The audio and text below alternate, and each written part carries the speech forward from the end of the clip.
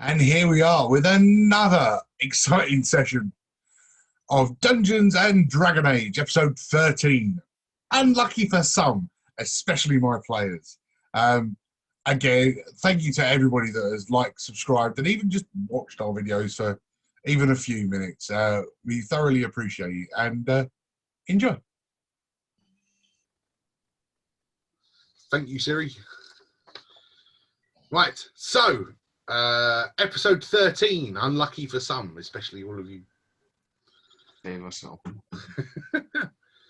So in the last episode, you found your way through the secret passage into Redcliffe Castle after leaving your dragon wares at the Smithies.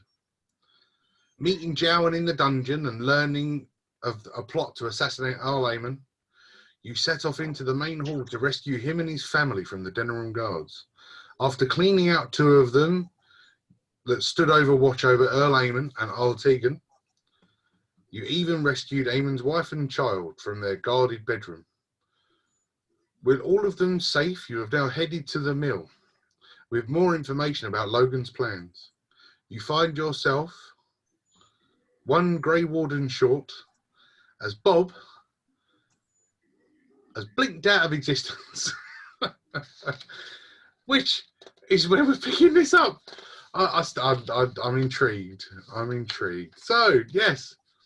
So you are all currently standing outside of the mill. From what I can remember, right, I can't be heard. Is that right? That is 100% correct. You cannot be seen, nor can you be heard. So yeah. So after Bob attempting to slide up a ladder, you stand there with Earl Tegan, Earl Aemon, and the wife and child, and all of you are now outside the mill, except for Bob, who is there. But are we still? So we're inside or out? Completely up to you. You're at the top of the ladder. Is he going to come up or not? I'm already up. I'm right here. Hey, Bob, stop piss farting about, you silly old git. Get up here now. Come on. I'm already. What? I'm already here, mate. What is he playing at? Are you bleeding here, mate? I'm already here. I'll tell you now, I bet his back's bloody well gone halfway up that bloody ladder. Right. So if you, I'm just trying to think now. If you roll us a perception. What, with disadvantage? Yeah, just not Bob. I don't need Bob. They got to try and point you, Bob. No point you. With a disadvantage? No. Just rolling a perception. Okay. 14. Why do I get a... I'm trying to figure out a way around this. 18. 19. You got 18, 19. Okay, cool. 14. Right, so the 18 and the 19. You're sort of looking around.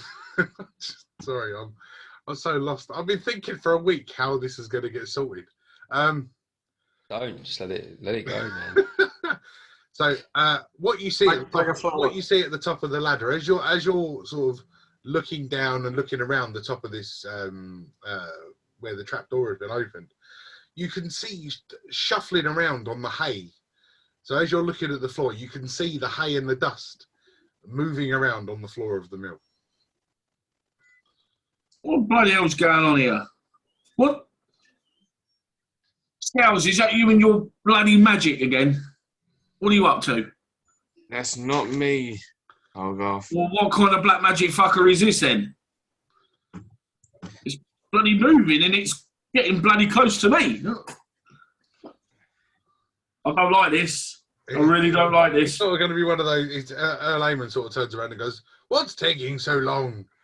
Where's that blasted dwarf? Is he coming up?" Who's he calling blasted dwarf, eh? I'm going to check that ladder and make sure he's not stuck on there and he's back again. So, but going by how sort of wide this area is, by trying to approach in the ladder, you are going to bump into each other.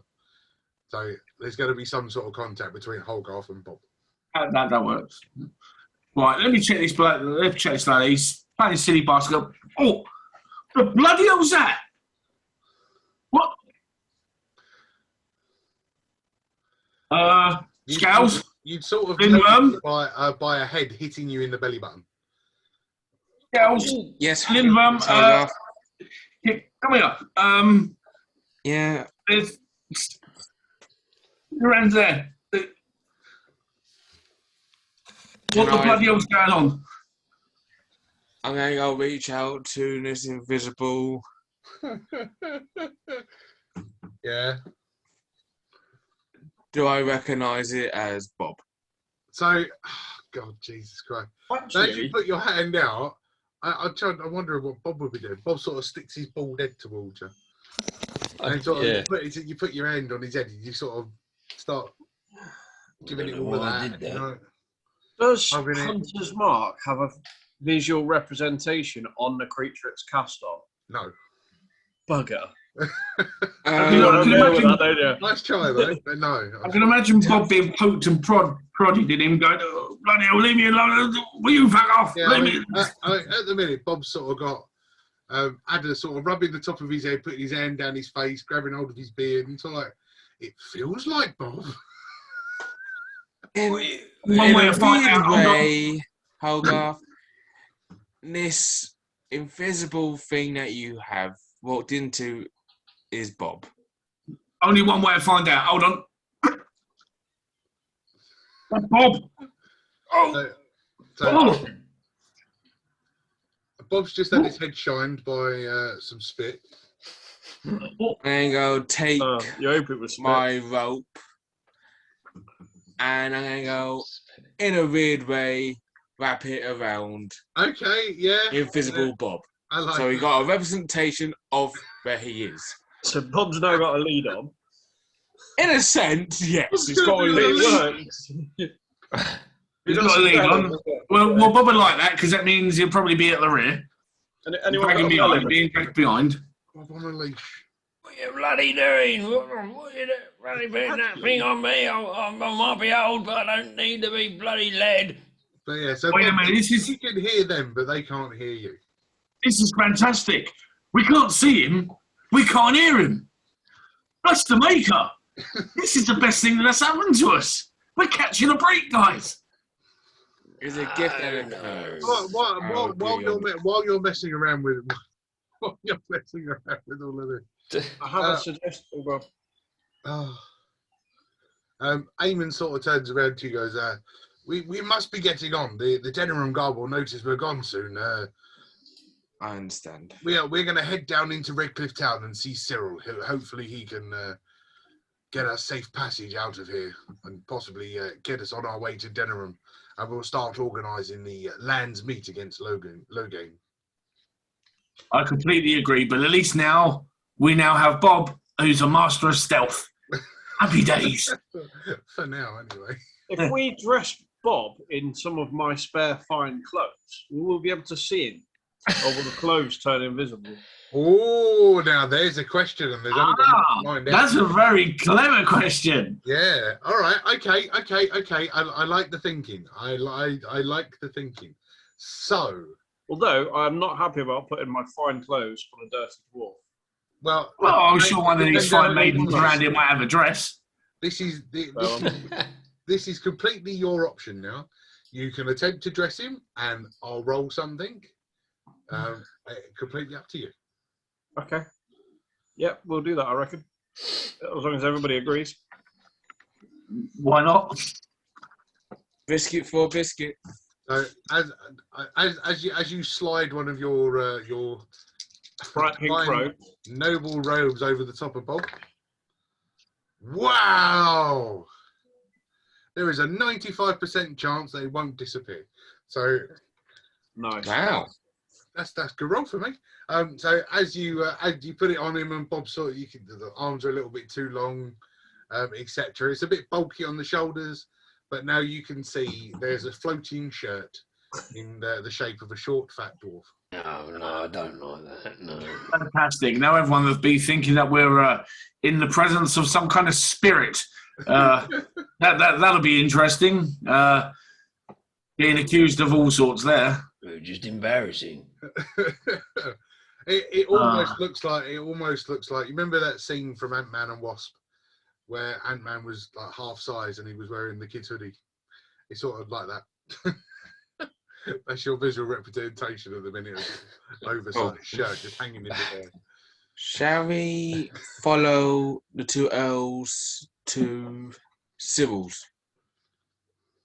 Well, I think it's time we get a move on. Yeah, I think we should. Don't tug on the bloody thing. Where's the ghost going in the order of march? At the rear. You see, I think you should be at the rear. So have you left him on the rope, or have you taken the rope off now that you can see him because of the shirt? No, I think Best to I've be still got the rope around him, Okay.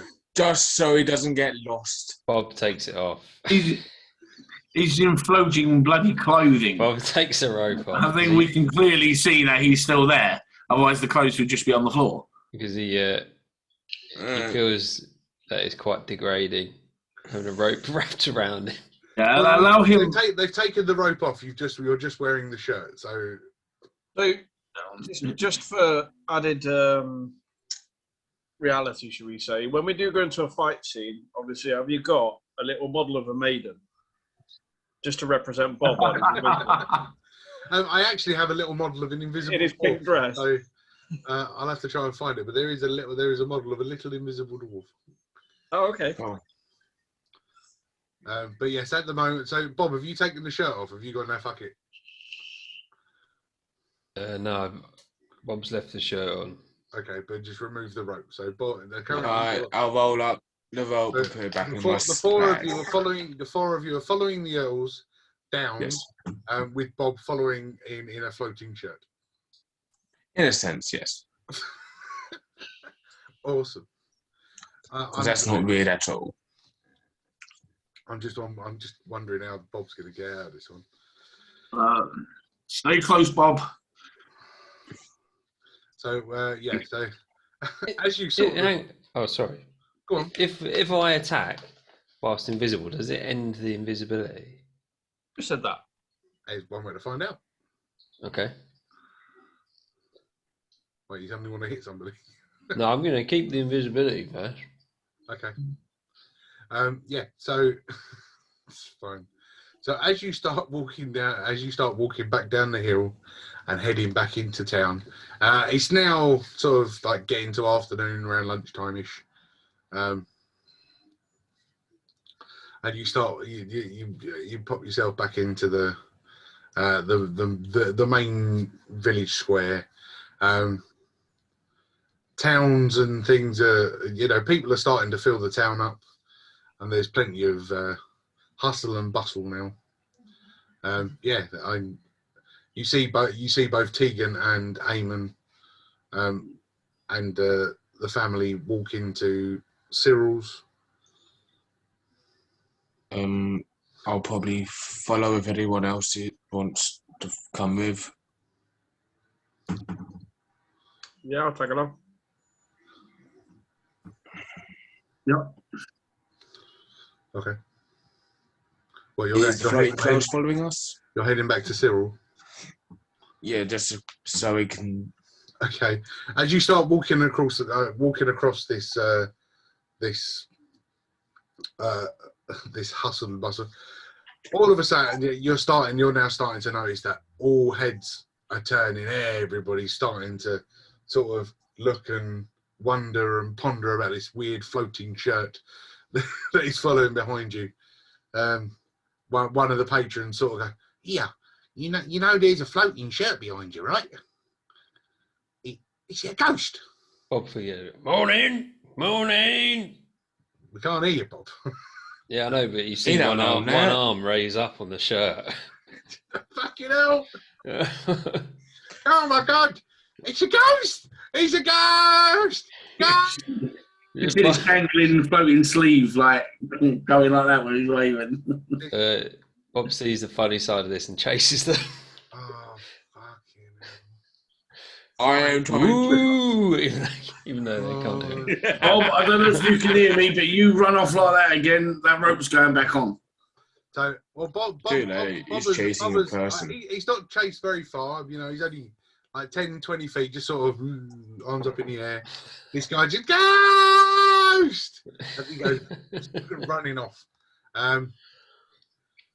You suddenly hear from the front of the chantry, which is not that far from where you're currently standing, with a "By Andraste!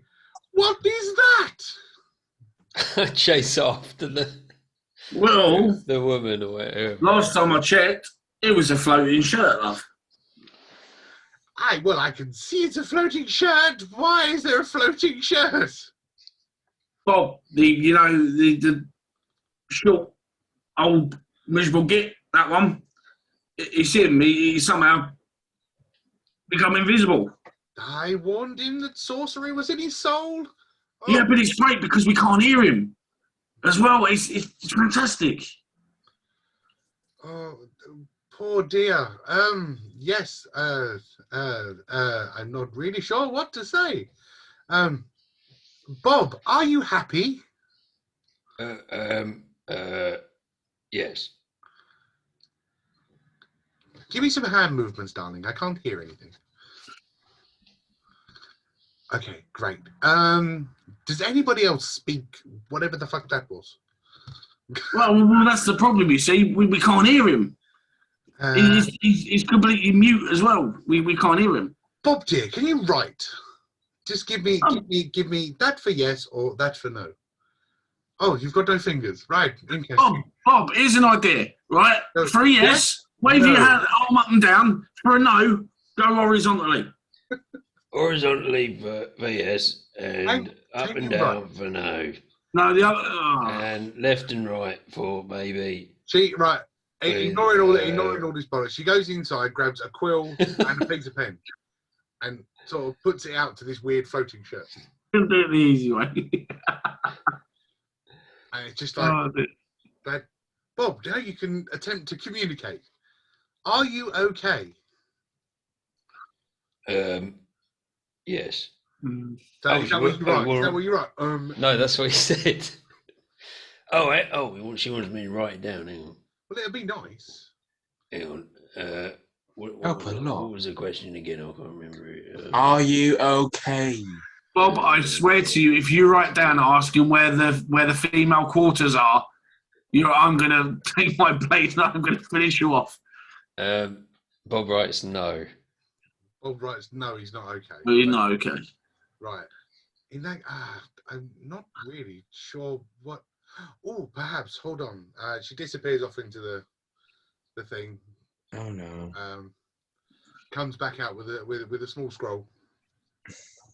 Passes it to Ada. Right, and yeah, I've sort of got this in my head now. Let me guess. It's the spell scroll. It's a dispel scroll. Yeah. So in passing the scroll over to Ada, she goes, perhaps if you use this, it might reverse whatever sorcery has partaken your small dwarven friend. Let's not waste it on Bob. Excuse me. Wait one sec. Wait one sec. Don't waste it. Excuse me, dear. Just 1 second. I would like to confer with my scaly friend here. Scales, are you bloody sure you want to do this? Wait one sec. I can easily write this spell down in my sorcery book to save it. So it's not going to be erased. That will cost you. Yeah, I know it will cost me. May I ask how much will it cost to set me back? See, now, when I'm for the spell, we're not going to be working ridiculous amounts of money, but I reckon it's got to be worth at least 100 silver pieces. I got 100 silver pieces.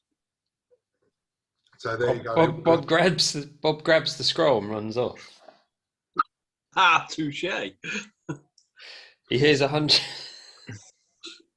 I think somebody it's say that. Nobody said that. Did... No. No. Oh, okay. Bob doesn't grab the scroll then. I think it's worth considering. This is solely for Ada's purposes. All right. So Okay. every time he gets a spell scroll, he can copy the spell into his book, but it has a monetary cost. Oh, okay. So by giving him the dispel scroll, he can use the dispel scroll to dispel you, but he can also spend money and write it in his spell book, so he will then have it. Well, I think it's worth considering using it for later. I mean, as I said before, Bob's now technically a master of stealth. Who knows how handy that could be for us? That's right, yeah, it could be very handy for us. Not that anyone can bloody hear me, but, you know. Well, that's where this sort of it's. And while she's standing there doing all this, because you know this, I'm not having this invisibility thing drag on for too long. While she's standing there, a Templar comes over, and you suddenly lifts up his visor, sort of starts whispering in her ear. And if you all want to roll me perceptions, Ooh, first roll with the tower. 13. Natural 1. Go. That one. Are you kidding me? That's 3 nat 1s out of 5 rolls, Dan. That one. Get rid of the tower. So I had 13, I got 1 10. I think your missus has magnetised your dice and your tower. Yeah, while you don't probably. Anything better than a 10? Yeah, 13. Okay. 14. Okay. So Lindworm and Holgarth, you both sort of hear a murmur. You don't quite catch the full conversation, but you sort of hear, could this be blood magic? Could this be blood magic now? No, sorry. As part of the conversation, as she turns to the Templar and goes, no, just an unfortunate soul with sorcery that he knows not how to handle. But now the Templar is now just looking at his floating shirt. Lindworm, what did you catch some of that as well? What do you make of that? Not a great deal. I didn't catch most of it.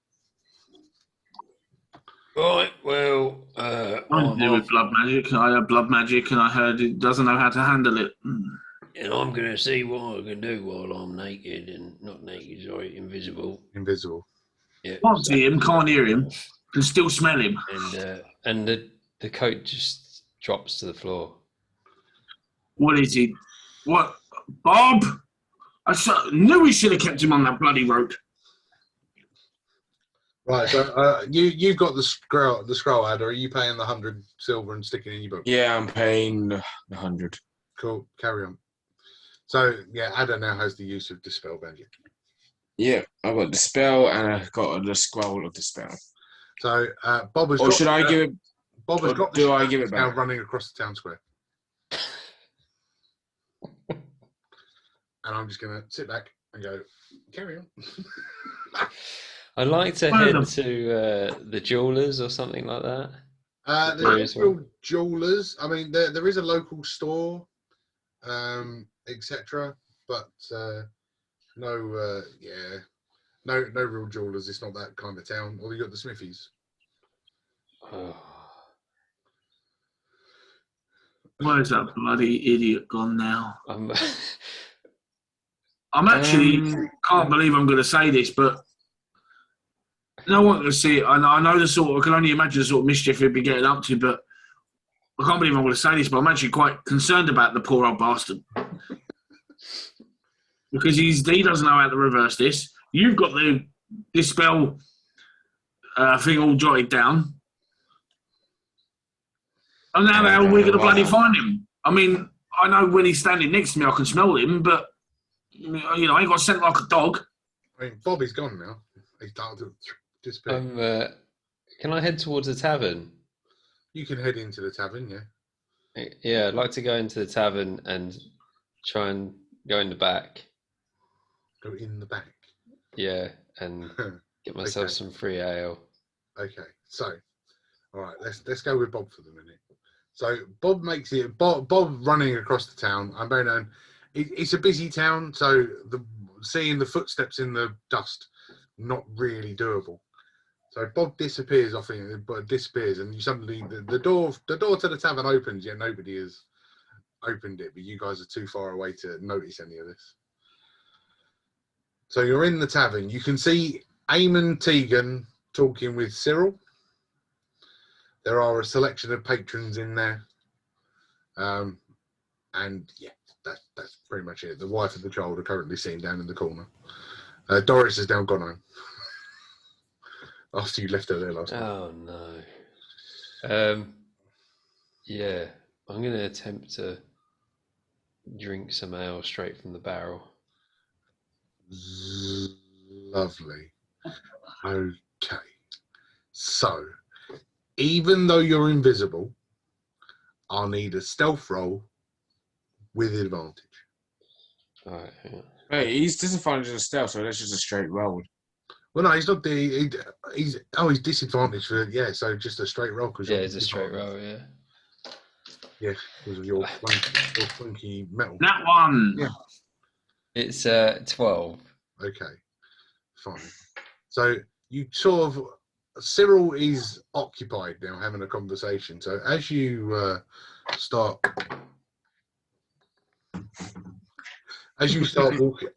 walking around the bar, you knock into a couple of things. A cup falls over, but Cyril sort of just looks over his shoulder. Nothing's happening. And you carry on. You approach the closest barrel to you, as opposed to making your way to the mead. So the closest barrel to you, and as you sort of open it and starts coming out, you place your head under it. I rolled quite high on my perception. So as you open the valve, it's sort of with a nice squeak. As you open the tap, and Cyril suddenly turns around and looks and notices it sort of coming out and then disappearing into thin air, because it's almost just like running and then disappearing into nothing. And it's, with a scream and oh my fucking god! He grabs the closest thing to him and throws it. No.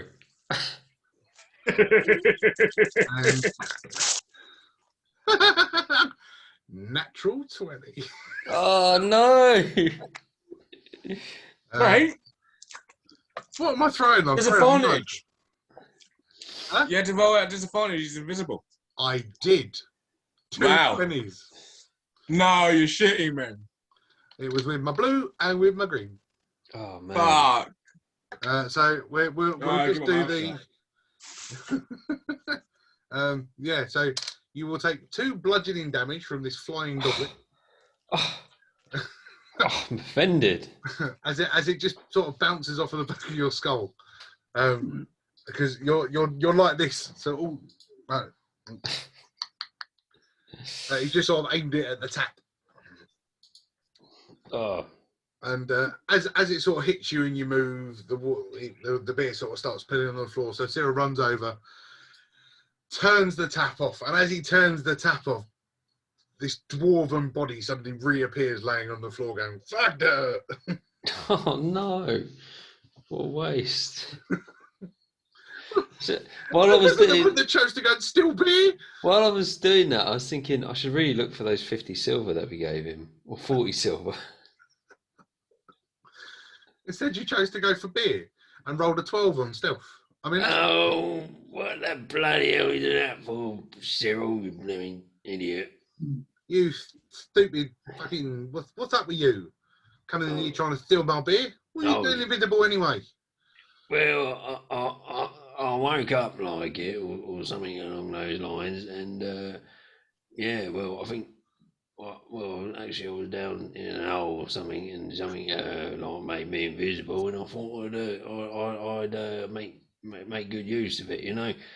And so what, you know, I apologise, but I'm sure you do the same in my situation if you're invisible and that. You know? I'll tell you what you need to go and do, Sunshine. Right, you need to go and see a fucking esthetist. I don't know what that is, but I'll have a look. I'll have a look into it. You've got some severe issues. I'll tell you what. As Earl Amon sort of goes, Cyril, quick, we must leave town now. Grey Warden, do you not have something more important to do? Not really, no.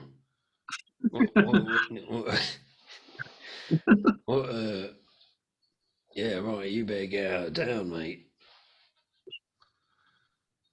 My God, where are the other ones? I'm going to head off. Yeah, I'll go back and get them. I've had me fun now. Oh, thank you very much. Possibly see you this evening when you need another room. Don't worry, I'll claim back the money for my beard. It's fine. Yeah, well, never mind. Make sure it's him, not us. I head back to the guys. Yes, Mr. Eamon, I will sort you out an escort to den room as soon as I can possibly can. And then you leave. I thought he was going to say, yeah, we'll see about that. What's this about an escort, anyway? There's two meanings to escort. Just There's bodyguard and then there's the lady guard. I know which one Bob's thinking of. Eamon and Tegan are trying to organise an escort to dinner. I've said twice already in this thing. Yeah, I know. Right, yeah. Well, so what's happening? Is Bob coming back to us now then? Or? Yeah. Yeah, Bob's coming back to you. Rubbing my head, walking up to. As he gets smacked. If they're still near at the chapel or you're just outside the front of the chantry. In the chantries, thank you. I'll probably say hand back the scroll. Okay. Saying thank you for letting me borrow the scroll, sister.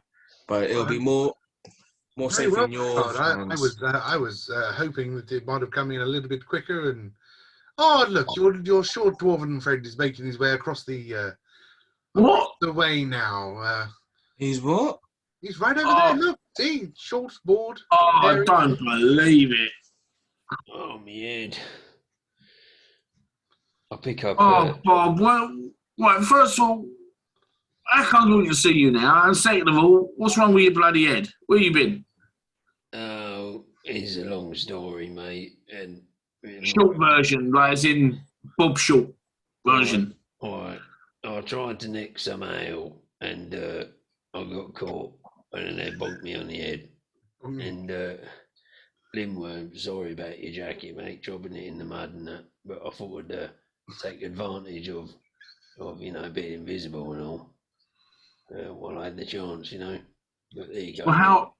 So one hit from this object, and now you're no longer invisible. Yeah, well, it hit me on the head, and saw the stars in that for a minute, and then it just woke up and I wasn't invisible anymore. Very, very peculiar. Well, I suppose at least you're safe and that, and don't get used to me. I'm not that concerned. I'll be honest with you, Bob. Yeah. I do believe you need to go and get some something removed from you. There's yes. I'm all right, love. I don't know what you're talking about. Okay. Very well. Well, thanks again, sister. Well, hang on a minute. What's he need removing? Yeah, is it like?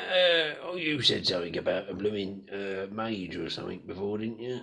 I said you need to go and see a master of sorcery. That's the one, yeah. Yes, well, this is to learn about how to use your powers. If you don't wish to learn about use your powers, try and get them removed, possibly. I mean, casting yourself invisible and not really knowing how, and then not really knowing how you came back to visibility. Surely, you must be perplexed by this. All of you, in fact. Very much so. I don't ask questions. It saves my mental state. Very, very well. But we've spoken about this before, and this isn't the first time something peculiar has happened to you, including your dark dreams. I didn't seem to remember you telling me about. Oh yeah. I remember them. Yeah. Yes, I do believe you may need to go and see a professional. Well, I might do if I get round to it, but no promises, love. Yeah. If memory comes, if my memory comes to me, I think Sister Josephine told us about Mother Mary Jane. Who's that? Oh, this is the head of the chantry. our beloved mother, yes, at Denham is where Yes, she is. Denham. It sounds made up. All of this is made up. Touche. But yes, she, 1 point to DM. thank you very much. Yes, she resides in Denham, if that is where you wish to head your way. But possibly head yourself to the Mage Circle. Somebody there could possibly, actually no, change from possibly, can help you with your problem.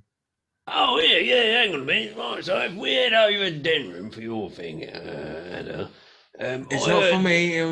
I was just recalling Uh, what Josephine told. Right, I thought it was Sister your Josephine thing. told But me. anyway, old, what's his face, and the other one, they need an escort to Denham, so I suppose that could be an extra bit of coin in our pocket.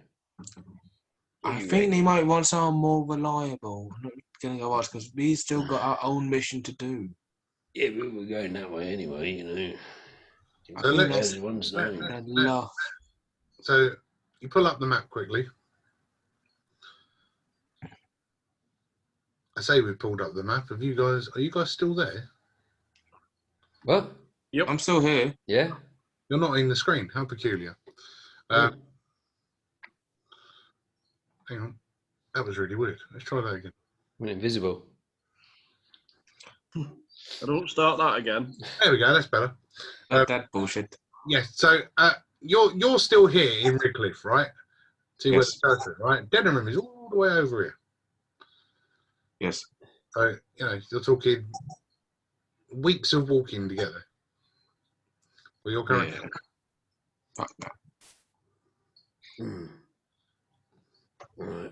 Just Bob and he's trying to make some money. It's quite. Yes. No, Denham is a place to head to. Wonderful things happening in Denham. The Chantry is a wonderful, beautiful building in the main city. Mm. Oh, well, that's nice, isn't it?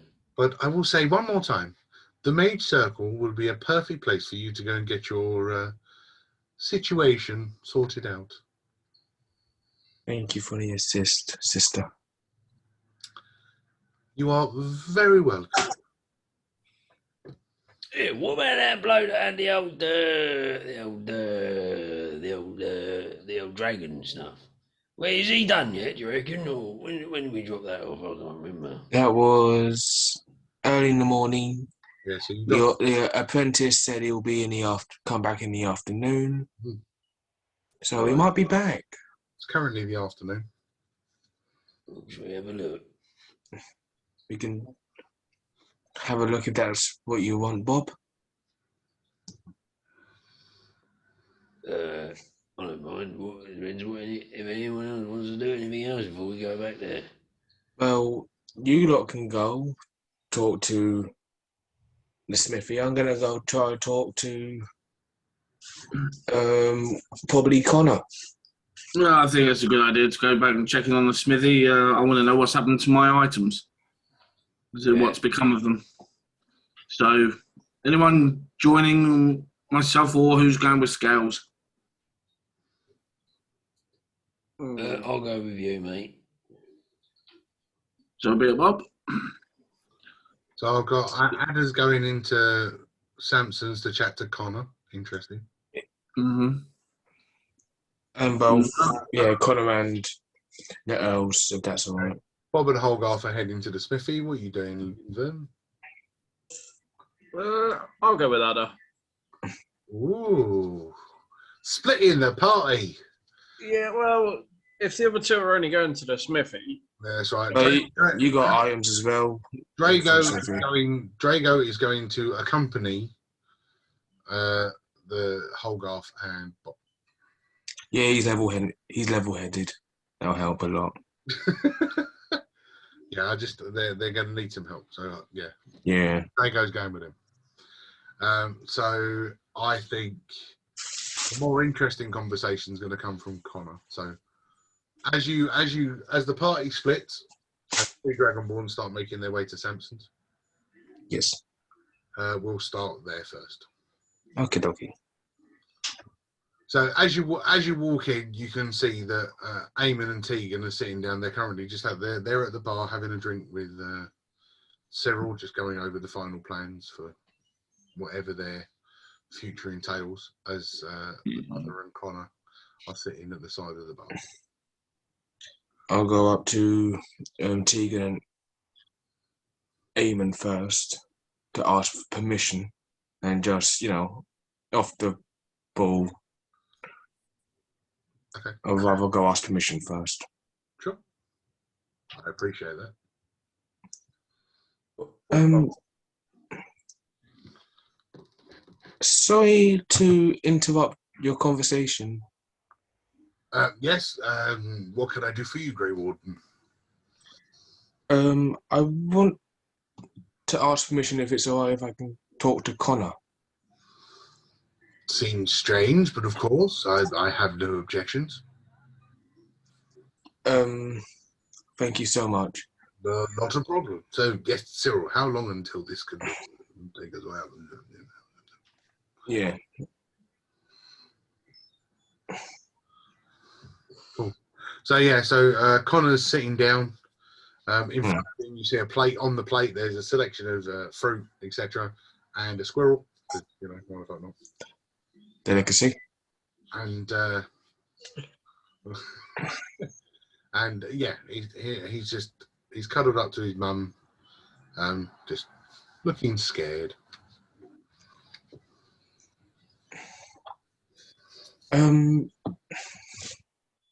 Sorry to interrupt your moment, Miss and Connor.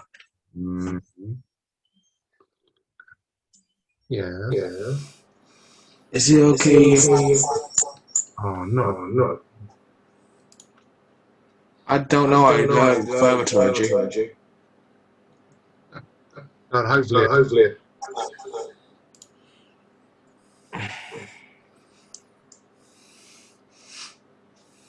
Hello. Yeah, so. Oh dear, do the old thing of the blooming cabin. Right, we're here. So, yes, so you're currently chatting to Connor and Mum. The mother, yeah. Yes. How can I help you? I just wanted to know if I could talk to Connor, if that's okay with you. No, he's been a very naughty boy. So what? Weirdo. Yes, of course. No. Sorry, I had to. So I've got to do a child's voice now. Fun. You don't know.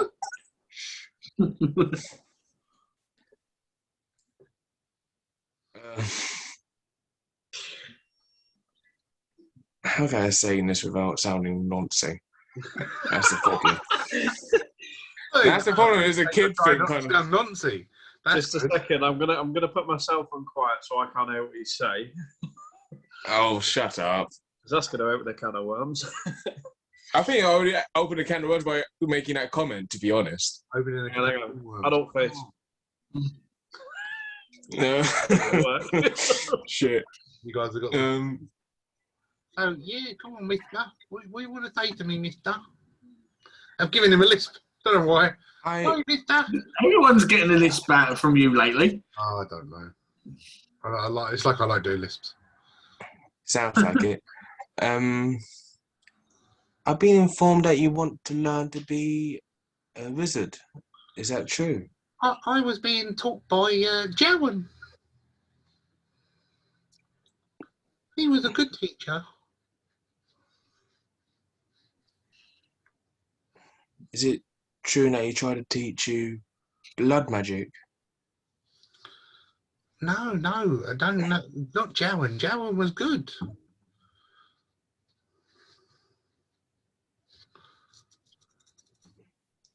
So he got falsely accused, do you think? Are you talking about the book? What book? The blood magic book. Maybe. I found it in my room. It was given to me by one of the Denerim guards. You still have that book? It's in my bedroom. So you didn't take it with you? Good. Did you ever try and do any of it? Any of the spells in the book? I had a read, and when I was reading a couple of pages, this voice started talking to me. What did the voice say? It told me if I hurt myself, it would give me presents. Have you hurt yourself? Only a little bit. I just did little bits.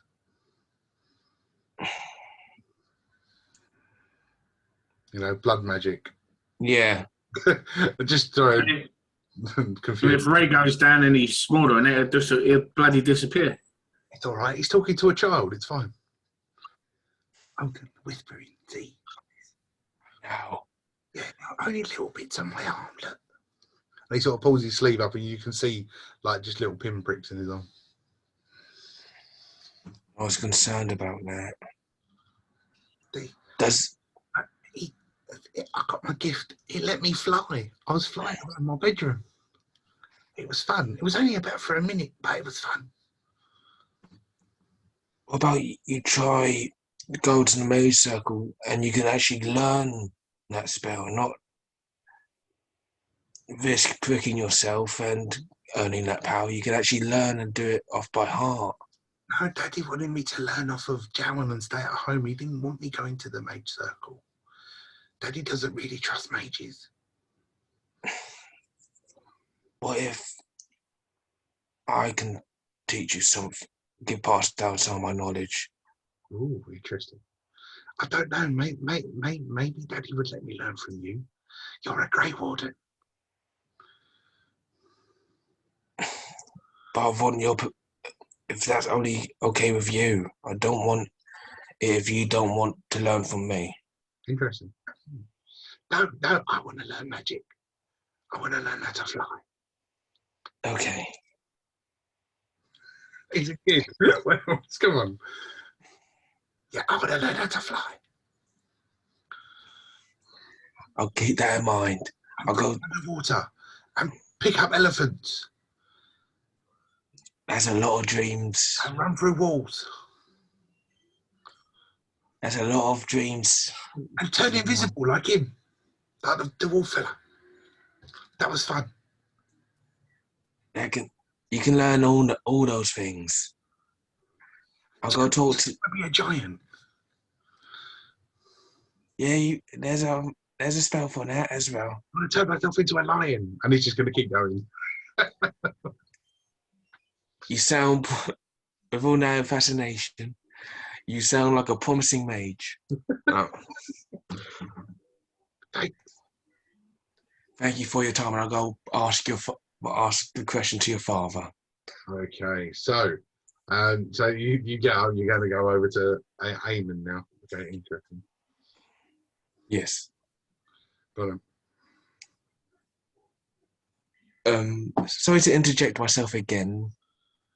No, it's okay, Mr. Warden, sir, Mr. Grey Warden man. Yes, you. Name's Ada. If you want to call me by name. That's much better. Yes. So Ada. All formalities. Yes. Oh, thank you. Mm-hmm.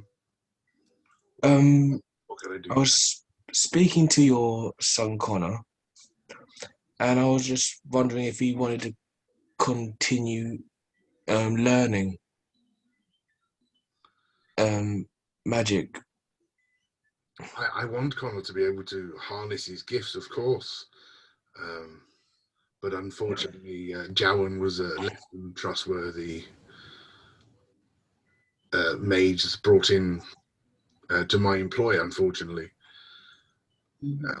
But perhaps once all of this is over, we may be getting Connor enrolled with a new mage teacher. If I'm not to be so bold, may I be his mentor? If that's okay with you, sir. I completely accept that. If that is an offer to teach my son from a Grey Warden, I wholeheartedly accept. Unfortunately, our lift will be, well, our ride will be arriving very soon to escort us to Denerim. But perhaps once all of this is over, yes, Connor would learn from a Grey Warden. I couldn't think of anybody better to teach him. Yes. And I will, if I know it's not very clear Jalvin's name, but I've spoken to your son as well on the information, and it was the delivering guards who slipped that book of black magic or blood magic into your son's room. And that was Tegan listening to this conversation. You see, I told you it was from the Denerim guards. Loghain planted it, trying to wipe out your family. So yes, the sooner Loghain is out of power, the better. We will come. We must leave. Grey Warden, I thank you. Ranger, stay safe. We will meet again in Denerim for the Lands meet. See you in a couple of weeks' time for us to arrange. Please take care, and for God's sake, stay alive. Safe journeys. And as he goes out, you suddenly see they hop on the back of a black carriage, and whisk their way off up the hill and out of Redcliffe. So that was actually quite a good conversation. I like that. Connor was weird. Now, It's like most kids in my family. they're lying. It's And pick up elephants. and run through balls. I was just trying to think. I was trying to think back to when I was Santa Claus at my kids' school, and what kids were asking me for. I want to go over lift up elephants. Brilliant. Brilliant kid. Definitely a random one. Brilliant kid now. Oh, I want to lift up elephants. One of them asked for a pet lion, so I was like, I want to turn into a lion. It's okay. Yeah, it's fine. You can still do that. I want to fly. Yeah, that's cool. Right, so the rest of you that headed over to the smithy. So as you start to approach the smithies, you see that the doors open. Your favourite person in the whole wide world is still out the front, giving his tweet. Hi guys, nice to see you again. Are you here to see the smithy? Yeah, Bob. Finally, someone more annoying than you. Yeah, I know. Tell me about it. Hello, young man. How are you? Yeah, I'm all right. I've been doing okay. I made some nice little bits. I had to play around with some of your teeth. Did some shaving. It was nice. The smithy's back now. He's already in there. He's making and banging away. Right. Well, we'll go and see your governor then. Yeah, we'll go in and we'll see your governor. And you stay out here then. Good lad. Yeah, stay out here. Don't say anything. Do me head in already, mate. Where is he? I'm doing your head in. No. Don't tell me. I'll find out for myself. Bloody hell. Bleeding headache. Bloody mug. Right, well, come on, Bob. Let's go in there and see what. Bob's turn. After you, mate. So as Holgarth treats him with a little bit of respect, and says, "Okay, you carry on. This is very nice. You keep sweeping. You're doing a very good job." Okay, yeah. So we go into the smithy. You see the smithy over the bag. Dun, and he's just You are Gordon. Bloody Gordon. Who the hell's Gordon? Oh, sorry, mate. Don't worry about him. He's old, senile, and he forgets people's names. Don't worry about it. It's just Bob. Don't worry about him. Although sometimes I question if that's even his own name. He might not even know his own name. Well, I think I'll manage the fact that he was a bit senile. Anyway, let's rewind the tape a little bit. You get me out of bed. You tell me you got me a load of dragon stuff. Right. You don't give me the fucking dragon stuff. You then come here when I'm not fucking here and give me a load of dragon stuff. I come home to a pile of shit on the floor, right, that you guys have left me, and you expect me to make some shit. Hold on a fucking minute here. Hold on. Hang on. Your lad outside turned around and said you buggered off for supplies. So he said he's told us to leave the stuff here with him, make sure you got it, and then he said everything was sorted. We didn't leave no bloody mess. Yeah, right. You want to get... Hang on. I've got my pile of dragon bits, right, and I have no fucking idea what you guys actually wanted me to build. I've got teeth, I've got fangs, he even told me you wanted to leave a blooming heart. Well, you want to use me? You want to build a... Do you mean we want you building a hat or something? You know what I mean? Anybody Yeah, what he said. And I didn't even know understand what the bloody hell we just said. But he turned around and told us to leave it with him and he'll sort it out. He'll make sure that you get it all and get it sorted out. Yeah, and you're going to have a go at him. Where else are you going to get bloody... Will you shut up? I'll tell you what I'm going to do, right? I'm currently making you a couple of bits. I'm doing my best with what I've got.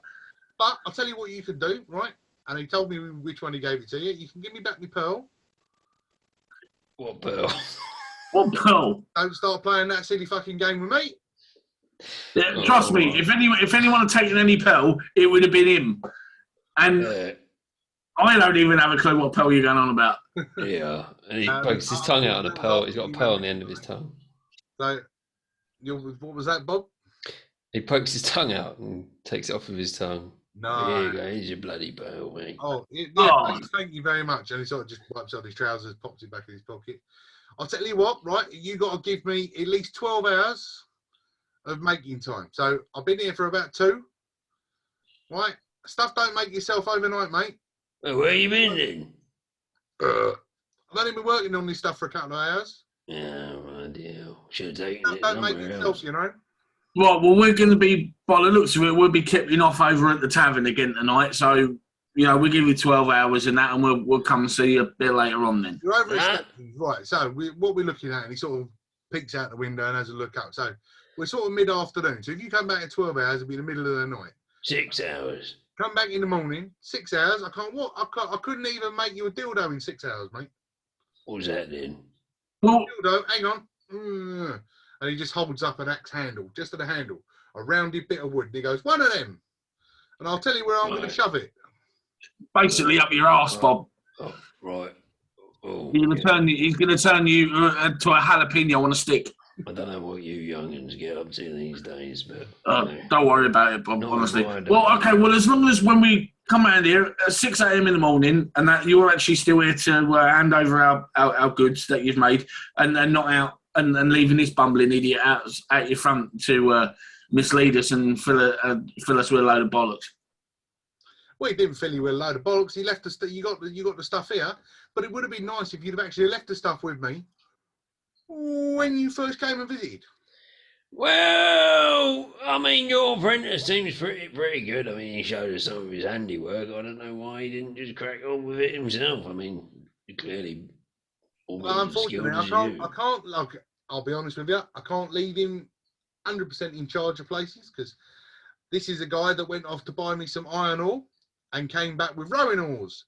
There's no fucking good to me. I can't make fuck all about them. I'm not even a figure. Speaking of him being senile, right? Right. He was just out there having a go at him.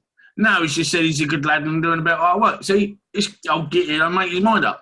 I can imagine he's a bit senile. I sort of standing behind all this. He's like, yes, he's very confusing. Okay. Yeah. Well, we'll be around first thing in the morning to collect what you've made and that. Sorry for your troubles.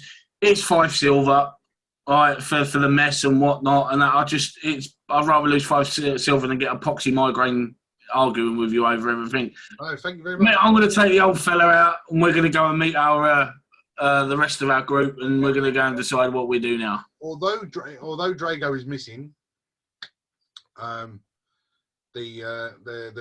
Smithy is going to. I'm going to talk to myself now. It's going to be interesting.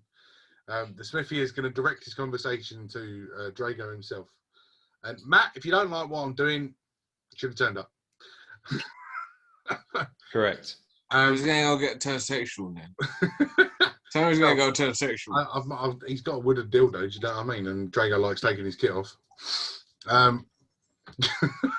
Because I have a great body. So yeah, a big. Oh, hello. We've all swapped screens. So hello, big lad. Yeah.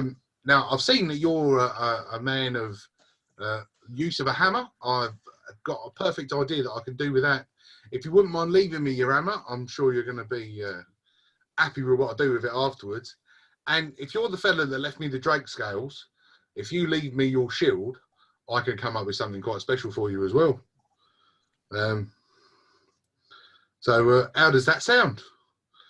And it's yes, I think that sounds very good in my ears. And he pops his pecs a couple of times and flexes a muscle, and he goes, yes, I make my stuff prettier than me, and it would be wonderful.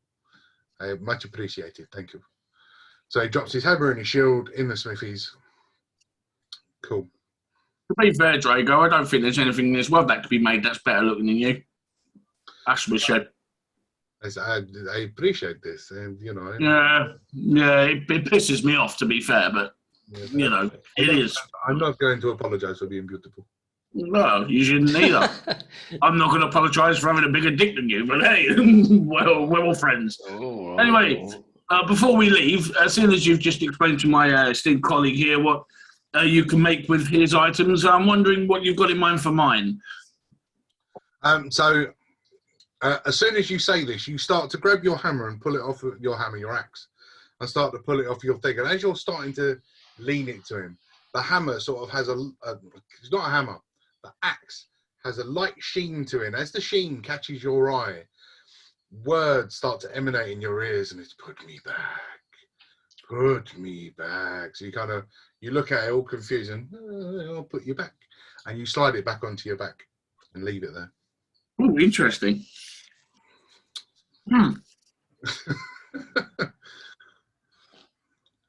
So that's the extent of what can be done with your axe. Basically, fuck all. Should have gone for me gold pieces. So yeah, no. If you come back in the morning, I will. I'm sure I will have something made for your perusing pleasures, gents.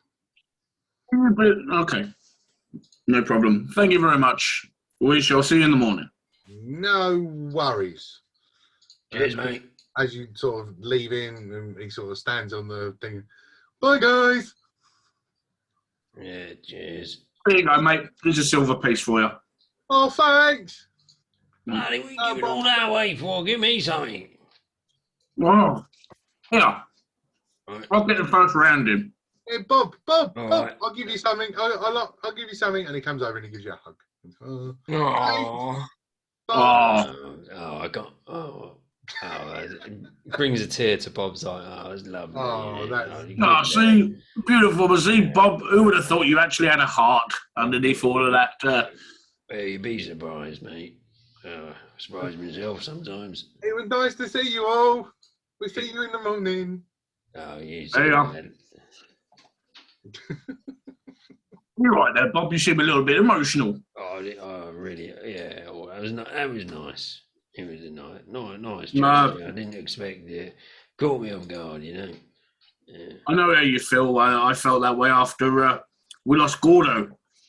I missed that crazy little bastard somewhat. Exactly. Good. I don't know. You know, it's okay, Bob. You know, you said you and Mojo were friends, and that, as much as I think I'm calling bullshit on that, there is a certain charm about you, and sometimes I may be a little bit harsh on you. Let's face it, you're a pain in the bloody arse half the time, but you're all right. Let's go and have a drink in a minute. I'll get the first round in. Oh, thank you very much, mate. So as you start heading across, I mean, you know, it's still like middle of the afternoon. You've got nothing else to really to do with the evening except for drink and be merry, or you can have a wander around the town. It's completely up to you. Well, are we all together again now? Well, yeah. I mean, Ada and Lindvern were still in Samson's. They didn't leave. Oh, so they're still there. Okay. Well, what do you guys think, Bob, Drago? Should we go catch up with the others, or should we go for a few drinks? Yeah, What do you think? Drago, your answer's probably going to come quicker and more clearly. What do you think, Drago? Sure, where Bob was, I think he was trying to push something out of his rear end. Yes, he wasn't very, not even English, Bob. What is wrong with you? But yeah, wish to we go catch up with our scaly friends, then perhaps we can talk about what we do for the rest of the day. Okay. So let's go find them. As long as what we do for the rest of the day is not have a fight, because without my hammer and my shield, I am pretty shit. Well, yeah, that probably makes sense, to If be you're not to honest. fight with anybody, I'm going to sit in the corner and watch you get beaten up. I reckon we should go and have a drink. Seriously, has Bob's stutter got worse? Is it? Well, just get bonked on the head. Maybe He's part of his aging tongue is still rapidly. invisible. He's aging rapidly. So as Bob, Hogarth, and Drago head themselves back into Samson's, as they're walking back over to Samson's, they just see the black cart pull away from the front. So it sort of give you the time scale of what you guys were running at the same time. Right. So as the black cart sort of pulls away, yeah, you sort of see Ada and Lindvern standing in the doorway, just seeing the cart off safely. Gentlemen, is everything okay? Did you get anywhere at all with the business you had here? Don't answer all at once, will you, for fuck's sake? I'm sat in the corner drinking. I wasn't even part of the conversation. Well, if you Well, I don't know that because I wasn't there. if you listen to what the DM My just said, apologies. he would say that both of you were by the doorway as these guys approached. So you weren't seen in the corner drinking at all. I was when he was talking to the child. I'm not being party to that conversation, man. Come on, what say you, Scout? Is everything okay? Did you? What happened? I just wanted to know if Connor was saying the truth about the blood magic, if he was being taught by the mage now he let out, or was it planted? Okay, and you discovered which? It was the Derrim guards planted the spell. But Bloody know it. You never trust those bastards. Which there's something I wish to bring up with you, because you're the only one who seems to understand some of these things and whatnot, and I'm debating whether or not to go to the Chantry to find out. Whilst we was in the Smithies, and we was discussing what could be created from the remains of the dragon that I gave to the Smithy, I went to present him my axe, and this weird moment, and it was almost like it spoke to me, and all I heard was, "Put me back." I swear it was. It's the most. I don't. You know, I don't believe in all this magic bullshit, but I swear to you, it was as clear as anything. It's just this loud whisper, "Put me back." And as soon as I put the axe back on my back, it went silent. What do you think this could be? So if you're showing him the axe, Yeah. if Ada wants to roll an investigation on it, Maybe you can. Maybe you can have a look. right. That is a 17 plus 6. cool. So as you're looking over this axe, you can see that there are runes and markings on the the axe blades itself. What languages can you read? I can read Abyssal, Common, Draconic, Dwarven, or Infernal. Cool. You have no idea what this says. It was always going to be the way. So, yeah, you're sort of looking over it. You can see that there are runes on the axe. It's all written carved, but it's in an older, ancient language that you can't read or speak. Yeah, I Would can I only read recognise? Would I Common and recognise Giant. it as magical runes? Want to do an Arcana? I'll do that as well. I know fuck all. It's a 13. Well, it's not so bad. I mean, you know, it's you can sense that there's a magical aura around the axe for a 13, but you can't really tell what the aura is or what it would do. There is some magical properties, but I can't pinpoint on what it can do. From the moment I held this axe in my hand, I just felt empowered that there was something powerful about it, but I just kind of just put it to the back of my mind. What would you suggest? Would you think maybe a visit to the Chantry, maybe someone there, maybe be able to help? Well, there's got to be somebody that would be able to decipher what this says.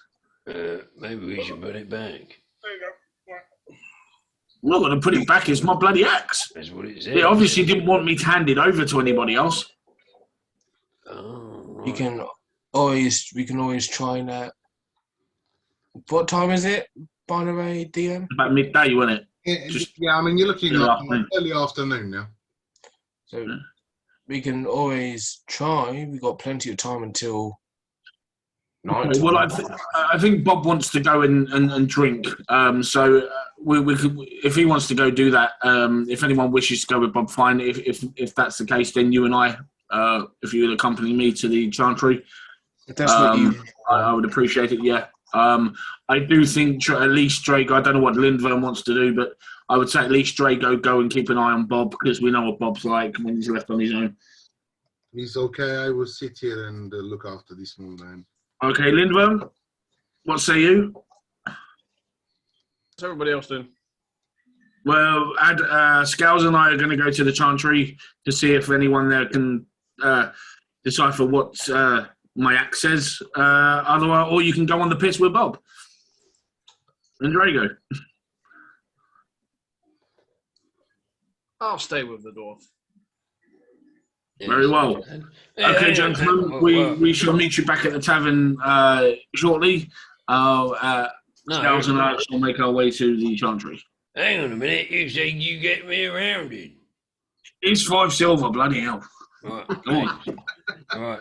I'm practically skint now. All right. Cheers, mate. And, Typical dwarven manners. I did promise, and the promise is a promise. It is an oath. Drago and right. Lindworm and Bob are all staying in Sampson's. Yes.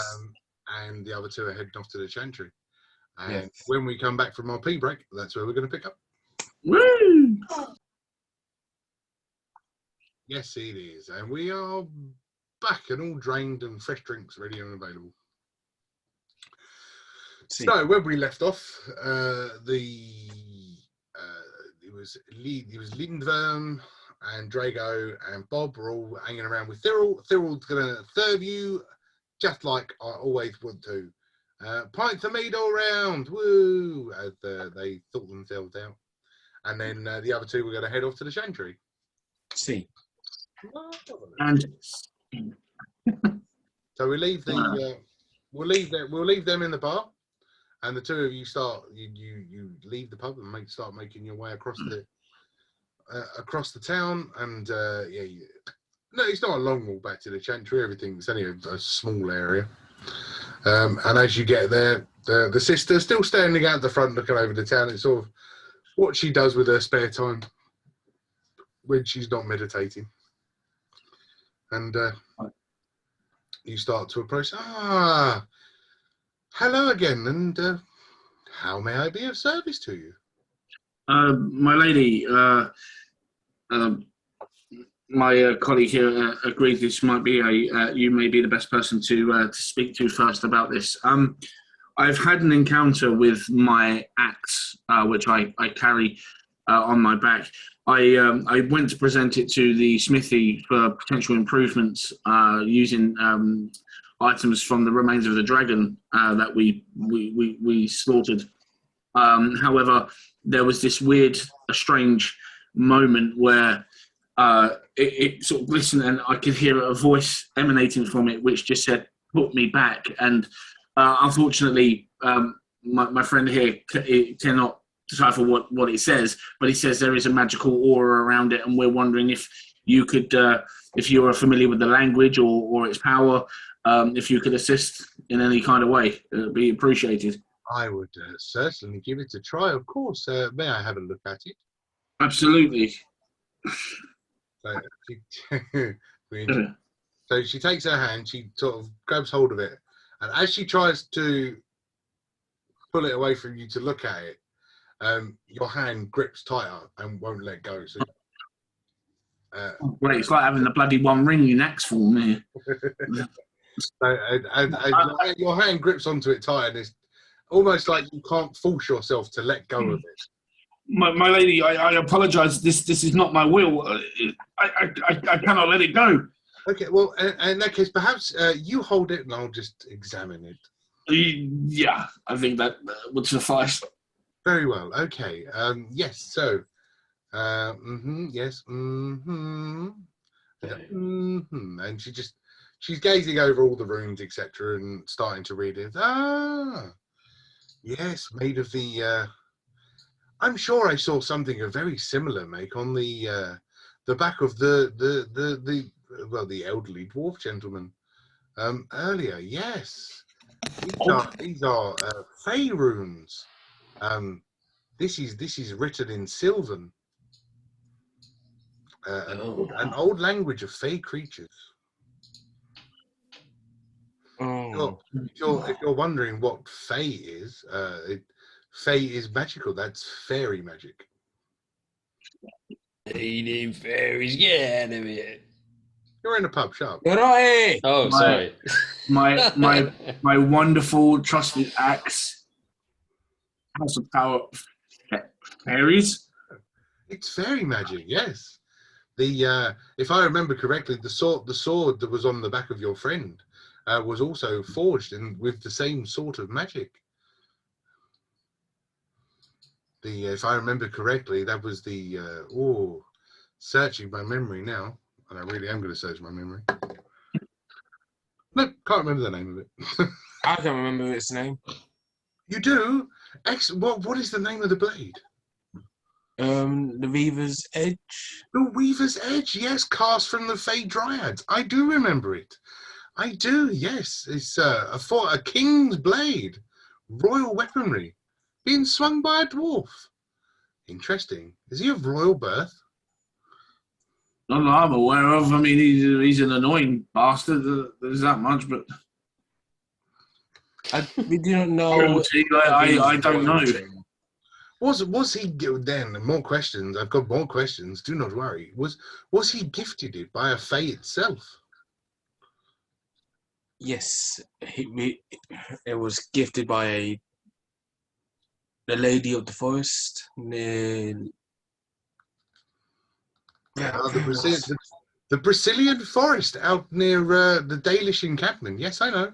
Yeah, that's the one. Fine. Yeah. Yes, I'm hip. I'm with it. I understand.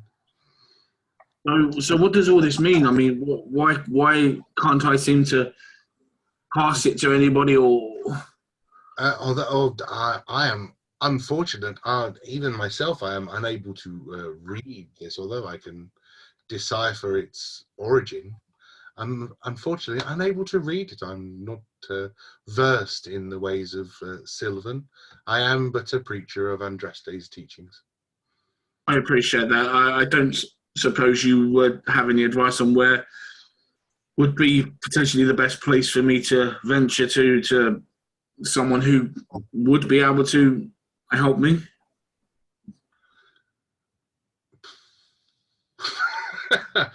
if there was anywhere in Ferelden for this to be read, let's think. I would have to say, Oldhaven. why Oldhaven? What is in Oldhaven? He's not even there. I know he's not. Why would it be in Oldhaven? Just a It's guess. only hearing pigeons again. It's the whole. So the Dragonborn are currently camped up in Oldhaven. So apparently the Dragonborn are sharing a village with a bunch of fairies. I don't know my kind, so I might believe it. I would. Charles, Honestly, how far is the Lady of the Forest? I would have to say the most well-learned people in this land are the mages of the Mage Circle. If there's anybody that could read it, it would be one of those. One of the elders, maybe. So that's three people that need to go to the Mage Circle for their own little personal. I wish I could be of more help, but no, unfortunately, unable to decipher it. But yes, what it does say to me is that this blade is is forged with fey magic. There may be some underlying powers living within this blade. And it just needs to be unlocked.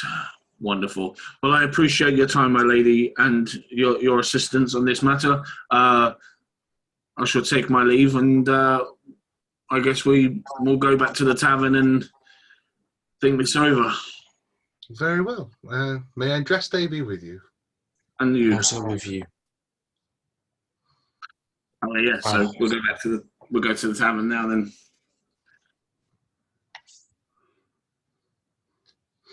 Cool. So yeah. So I mean, are you guys doing anything particular in the pub while they're over there, or are you just sort of? I'm so drunk that I'm dancing on the table and everyone's going, hey, hey, hey, hey.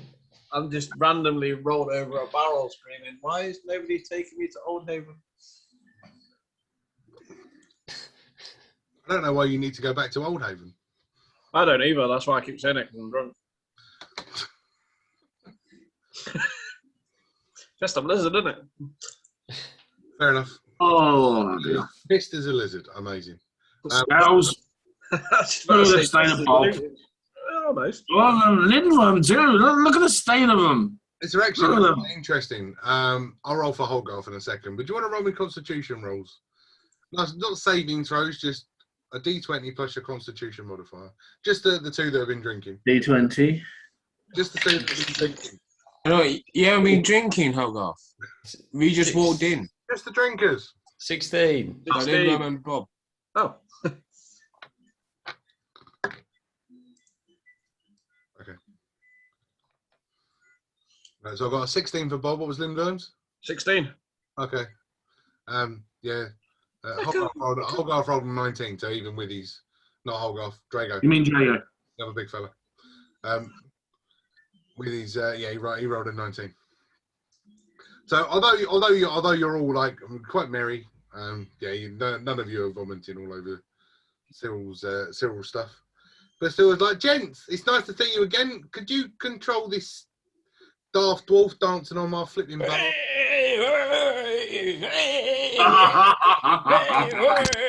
Hey, look, Scales, look. See, this is Bob letting his, well, I would say his hair down, his beard down. Look at this silly bald bastard. Look at him. Oh, it's a glorious sight to see. Look at him. Yeah, you wait a minute. He'll collapse in agony because of his back in a minute. You sort of see Drago sitting in the corner holding like a gin and tonic. Just leaning up against the wall. Get up on the table, you pansy. Oh, fine. I shall join you in a dance. Let's go. Goliath on the table. No. Have you got on the table? An ale for myself, and actually making a 2-pinter. I'm going to go and why the hell not? Holgarth, answer the question. Have you just got on the table? Yes. Bob on the opposite side.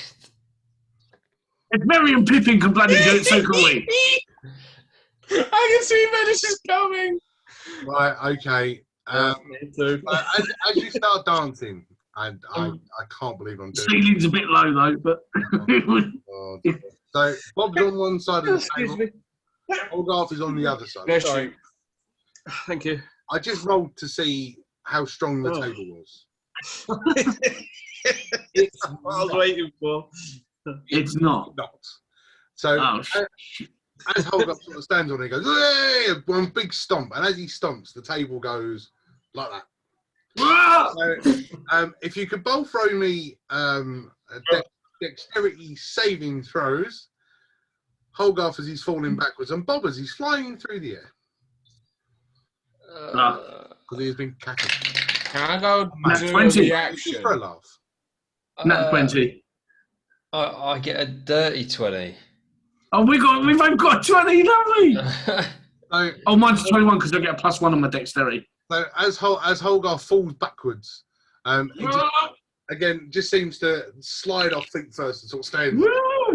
Woo. Bob on the other hand, a dirty 20 and a nat 20. We're going to go extreme here.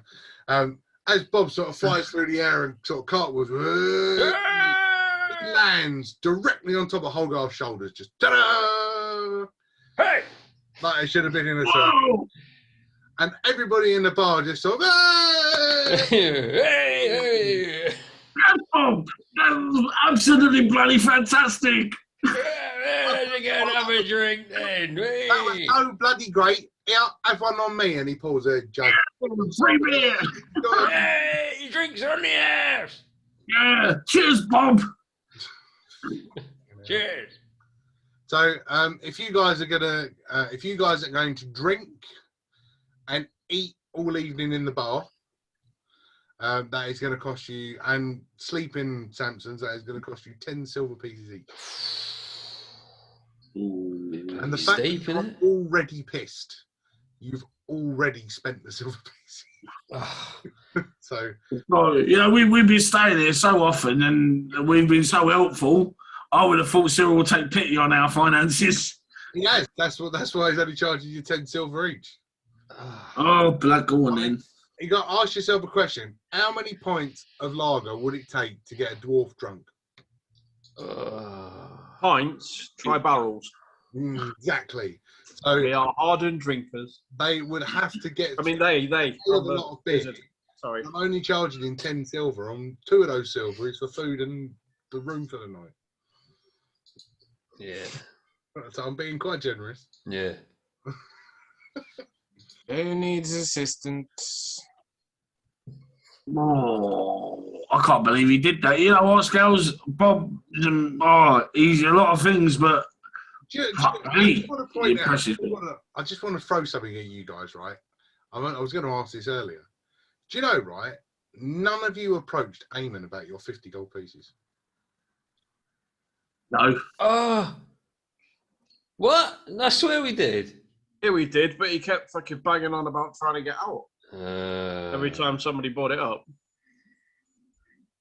no. We haven't actually been paid yet. You're quite right. Slimy lizard. I'll do him in when I get him and I'll blow my hands on him. You know what? Oh, yeah, you're right, Bob. I'll break him in half and then you can do whatever you piss on him if you like. You need to learn to teabag. You need to learn to teabag, Bob. It's great fun. I've done it to you a few times. Gordo did it to you, I think.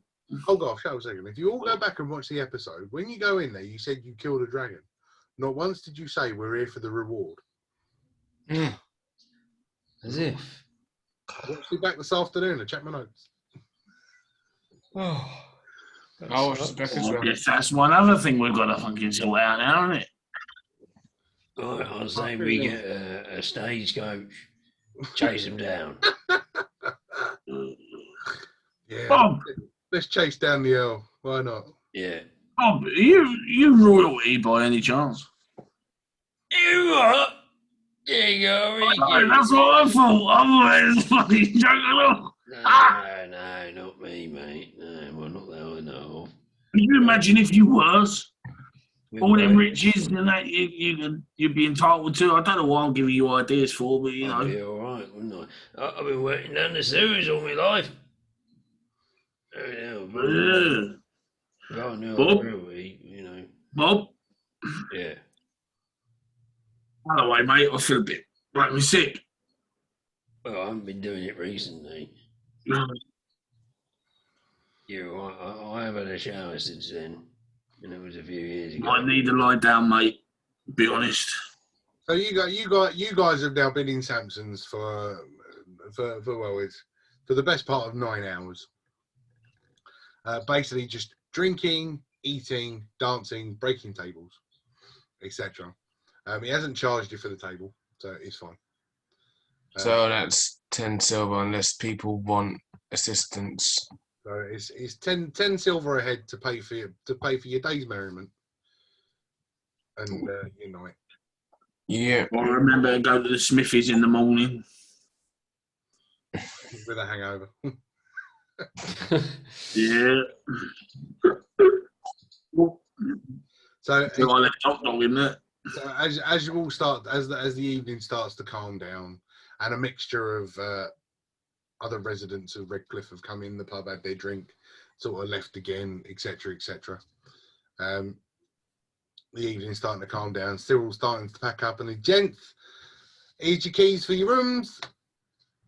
Have a good night, Kip. Breakfast to be in the morning. Cheers, mate. Thanks again, Sil. It's still, mate. Oh, No worries. I'm making a fortune out of you guys. You can visit more often. Don't Yeah. worry, mate. Before we leave, we cut your throat and get it all back off you. very easy, mate. Bob, I don't know what's up with you. I don't know what's up with you, and mate, you're fucking funny. Let's see this side of you. I'm just kidding. Zero, I'm not really going to cut your throat. Yeah, I'm sure. Oh, And as you start looking up, teabag. he sort of shouts back, goes, "Enjoy your night's sleep." Oh, shit. I'm the fuck I said you got to learn a teabag, mate. What you got to do? Great, it's fun because you know about it. They don't. You keep going on about this teabag business. I ain't got a clue what you're talking about. That's right. Your last teabagging was done by I'll, yeah. You want a cup of tea? I think it's a bit Well, weird. Gordo teabagged you. I'll explain it later, but for now, Right. done. So as And then I collapsed onto my bed. so you all make your way up to your rooms and let yourself in. Drago had a room to himself. Who was it? It was Bob and Lindvern were sharing. That was it. From the night before, everybody else had a room to themselves. So yeah, I mean it's a peaceful night's kit. You know, nothing overly untoward to happen. Bob, you ain't got to roll anything for me now. I think we had enough. That's a long rest. We had enough fun with you being invisible, so we got a long rest under our belt. Even though pretty much it was just a day of enjoyment. Just mincing about. But another day's gone by. That means that your journey is now stretched into his 8th day. Coming out starts in day. Morning, gentlemen. I just got a question about the long rest. Because it says here, recover 2 hit dice, up to 2 hit dice. Yeah, so your hit dice are now full. You've recovered Okay. all the hit dice that you used. Alright. Oh, okay, cool.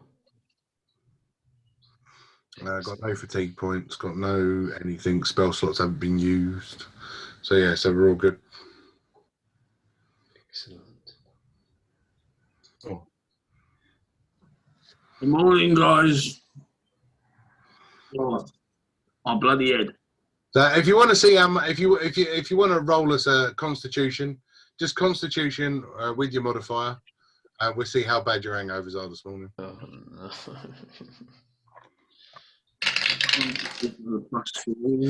Drago is all right. I'm on a 19 with my modifier. Okay, so no hangover for Holgarth. Huh. 17. No hangover for Bob. Oh, 6. sorry. No, that was it. Lindworm's dead for the next 24 hours. Lindworm's well hydrated. For a lizard, that's no good. 22. Wow. Lynn, Yeah, Adder is no hangover for Adder. Lindworm's buried his head in the water barrels outside to keep hydrated. You just see the head in the barrel. You go. Lindworm's officially dead man walking. Is that a scene from I'm Robin intrigued. Hood? What was the role? Hello, God, hello. Get me a potion of ibuprofen. I don't think I got a spell for that. Drago rolled a 17 on the dice, so I'm assuming with these, I think he's a +2. We're fine. So yeah. So only Lindworm comes down with a hangover. Nice. Nice to see almost everybody feeling right as rain this morning. Don't forget, we've got to have a bit of grub and then we've got to get the Smithies. It's all right, gents. Don't you worry. Here is breakfast all sorted. We got a nice mixture this morning. We managed to get out. We got some nice oats. So we got some porridge. We got some pancakes. We got some bacon. We got fresh eggs straight out of the back of the chicken. You take your pick. Enjoy what you like. Where's the sausages? No sausages, unfortunately. Nah, you put him in egg. If you want me to pull your leg, I can. But no, with no sausages. What's the matter, Bob? Well, what have you had sausages last time? What have you doing this time? Pardon? I said, Is Bob you catching on the list? You Is it had, contagious? I think it's got my list. You had sausages last time, right?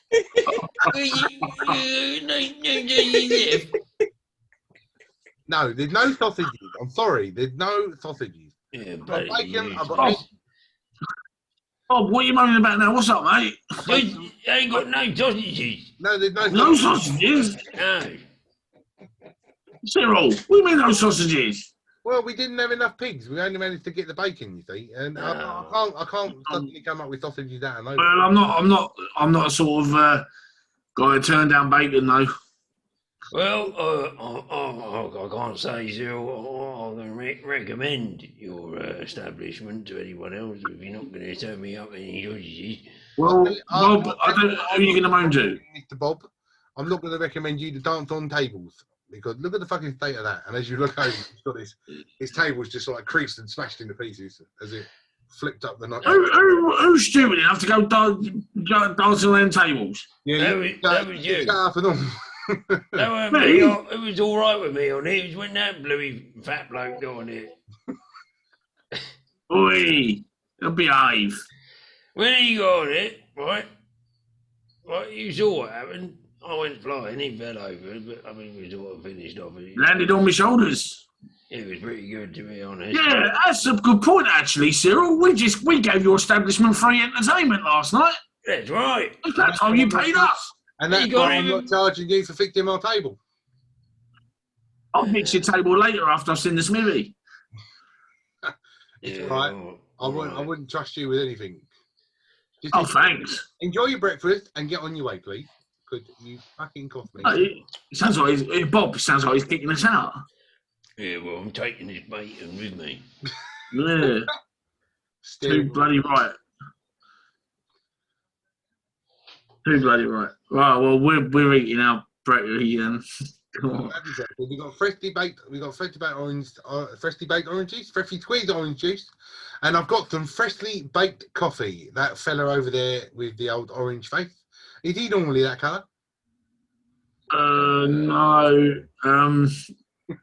He can't handle his booze. Well, I'll give him some of my freshly baked coffee, and that'll make him feel right as rain. It will. Oh, I do like this orange juice. I don't like too much of it. It gives me the shits, but it's nice. Oh, thank you very much for that. More information than I needed to know. Especially while I'm stirring this dark brown liquid coffee. Looks more like gravy to me than coffee. Well, that one didn't work. In all fairness, back in those days, coffee would have been like gravy because they wouldn't have realised I that. tell you what, actually, it was like dog spawn blood. It's that black. Ooh, lovely. Here you go. This will wake you up, Mr. Limworm. Shells has got a bottle of it. Thank you. I would like, and can I have some of that coffee with some I with can my put a porridge? cup of coffee as well. Yeah, no As problem. much as you fucking get it. Yes, girls, how are you giving me a bottle of that, like that darkspawn blood? I'll have some Until of that. you actually earn yeah, your place. got to earn it. Oh, my place. I've got a bloody magic proxy fucking axe on my back. Oh, here we go again. Again, until all three of our fellow Grey Wardens have made the assessment that you are worthy. Until then, Right. Let me get this straight. My, God rest his soul, idiotic, childlike brother comes along, somehow becomes a Grey Warden. How the hell he even impressed one of you, let alone all of you, is beyond me. So I'm starting to call a lot of bullshit the more I'm learning about all this. It's right, and Drago can be the wise one here. So he's your brother. He was offered this by Duncan, the greatest Grey Warden of them all. We are not the greatest Grey Wardens. We are very new to being Grey Wardens, but we must gauge the new Grey Wardens as best we can, not with anybody else. Yeah, what is it? Well, I'm just amazed I haven't yet proven myself. I've stood side by side with you in battle. I've clearly danced and broken furniture in this establishment, having a good time with Bob. Yeah. Oh, well. Well, I'll Honest with vouch for you, Mr. mate. Mr. Hogarth, I'll be completely honest with you. The more you shout about drinking the darkspawn, the less I want to give it to you. I must be honest. Well, I don't want you to give it to me. I'm not that way inclined, but nice as you are a very good-looking guy anyway, Drago. But anyway, I've got more pressing problems. I'll find out what the bloody hell's going on with his axe. So I'll worry about that for now. So we got magic axe, magic sword, magic blood, magic blood. Yeah, nice. Maybe everything's bloody magic. I magic don't know. person. As long as you guys remember what the main story is. Anyway, What was it again? Yeah, exactly. I'm on my way to the Smithy before he bloody disappears again. Bob, you coming along as well? Because I can't stand. I'm not in the mood to deal with that silly babbling idiot out the front again this morning. Not by myself. Yeah, all right. You leave him alone. Thank you very much. You leave him alone. I haven't even given him a name. That's how much I love him. Who is it again? It sounds like his name should be sound like Spencer. No, if he was Spencer, he'd be talking a bit like Frank. No, I think I'm Look, Betty, the cat done his shit. Sorry. going to call him Dewey. Dewey. Dewey. Did he have a brother Other called names, Louis, Dewey. Dewey, and Huey? And another one named Louis. Yes, why not? Yes. Dewey and Louie. Oh. Huey Dewey. Huey, Dewey, and Louis. As you head over, as you know, you've drunk your coffee, you've eaten your food, you've said goodbye to Cyril, and he sort of, see you later, gents. It's been nice to know you. Like, see you Likewise. What does he mean by that? Nice to know. So I don't think he's going to let us back. Well, I don't think you're not going to be coming back again tonight, are you? I mean, I can. Bloody, what should I know? Well, My God, I've just realised I'm gradually turning into Bob. Oh, shit. All right. That's Well, if I see you later on, I'll see you later on. But take care, and yeah. More like it. Right. Boy, then. See ya. Thank See you you. later, Cheers, Cyril. Cyril. Thank you. Get them sausages in. I'm going to go and slaughter a pig right now just for you. But if you're not here to eat them in the morning, I will be mighty put out. Oh, you just save them for me, all right? As he just walks in and shuts the door, just over. So again, Pours himself a stiff drink. walking across the town, the chantry. I mean, it's still early in the morning. It's not like early like you've been waking up previously. The drinking from the day, the night before, saw to any early morning wake up. There's a few people in the streets. The chantry still seems pretty shut up. Just 2 Templars standing outside as you slowly make your way across over to the smithies. And on the front porch with a broom in his hand, He's the Oh, for fuck's sake. what? I like this guy. No, Morning, lad. this is the Smithy with the broom. Oh. Oh, Smithy. Aha! Morning.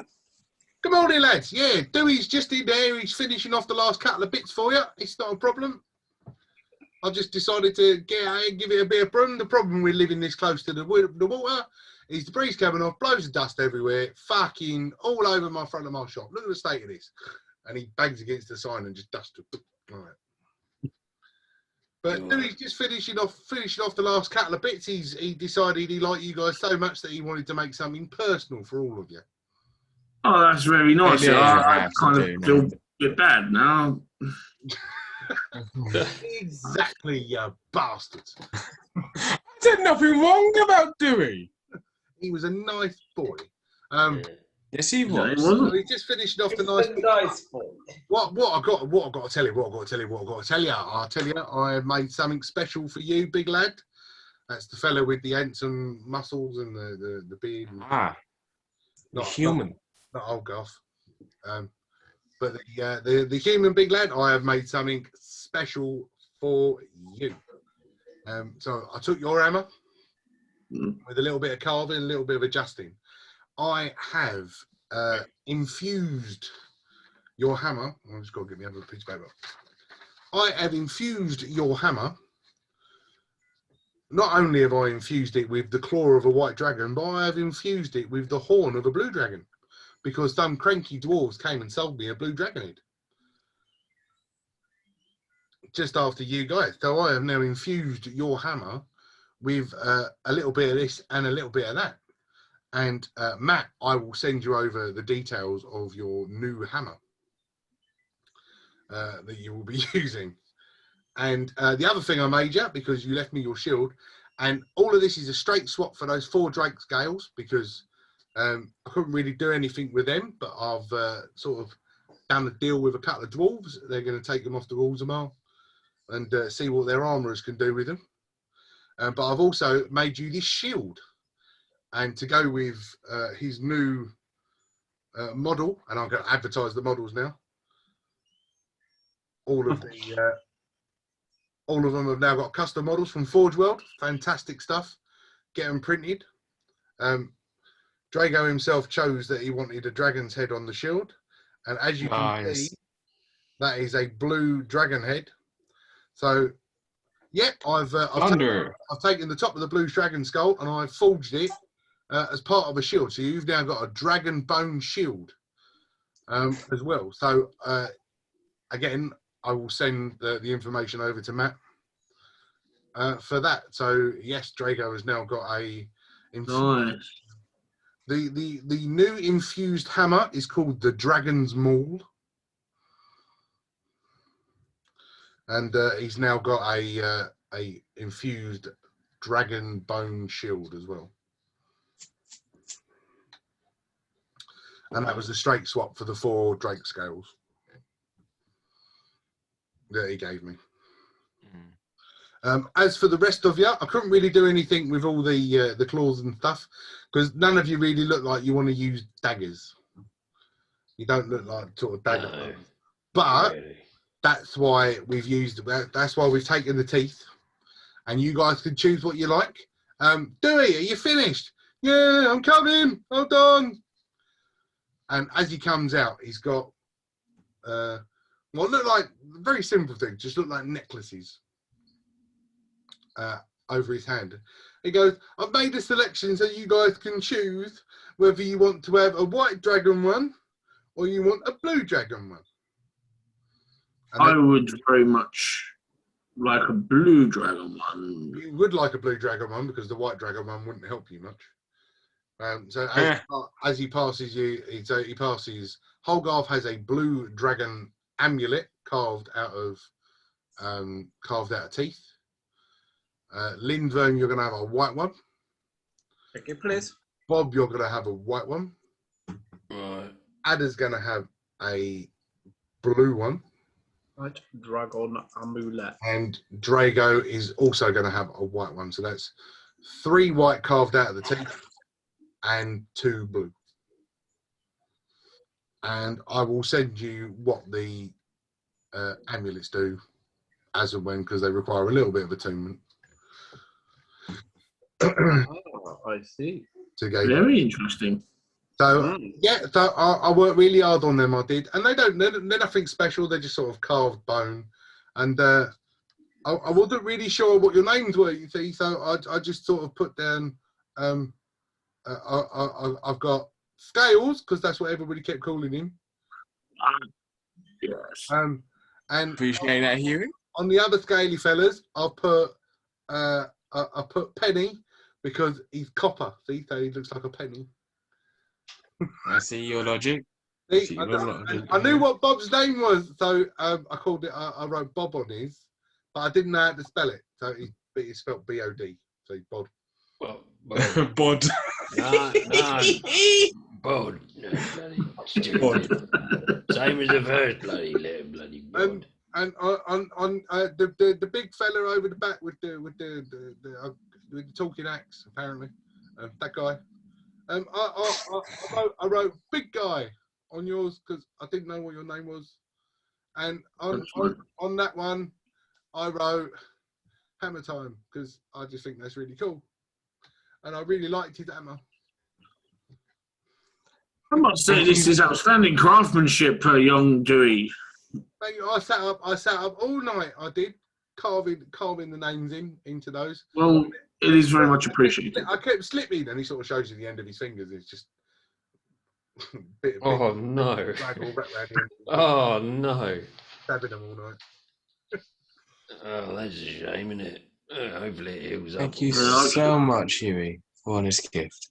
What colour one did I have again? White. You took white. Yeah. You got a white dragon amulet. Just me and Ada with. It's basically all it is. If you imagine a dragon tooth like that, he's carved it round and stuck your name in it, Bod. Well, your case, Bod. Bod. As I say, he was simple but loving. Yeah, no, Wonderful work.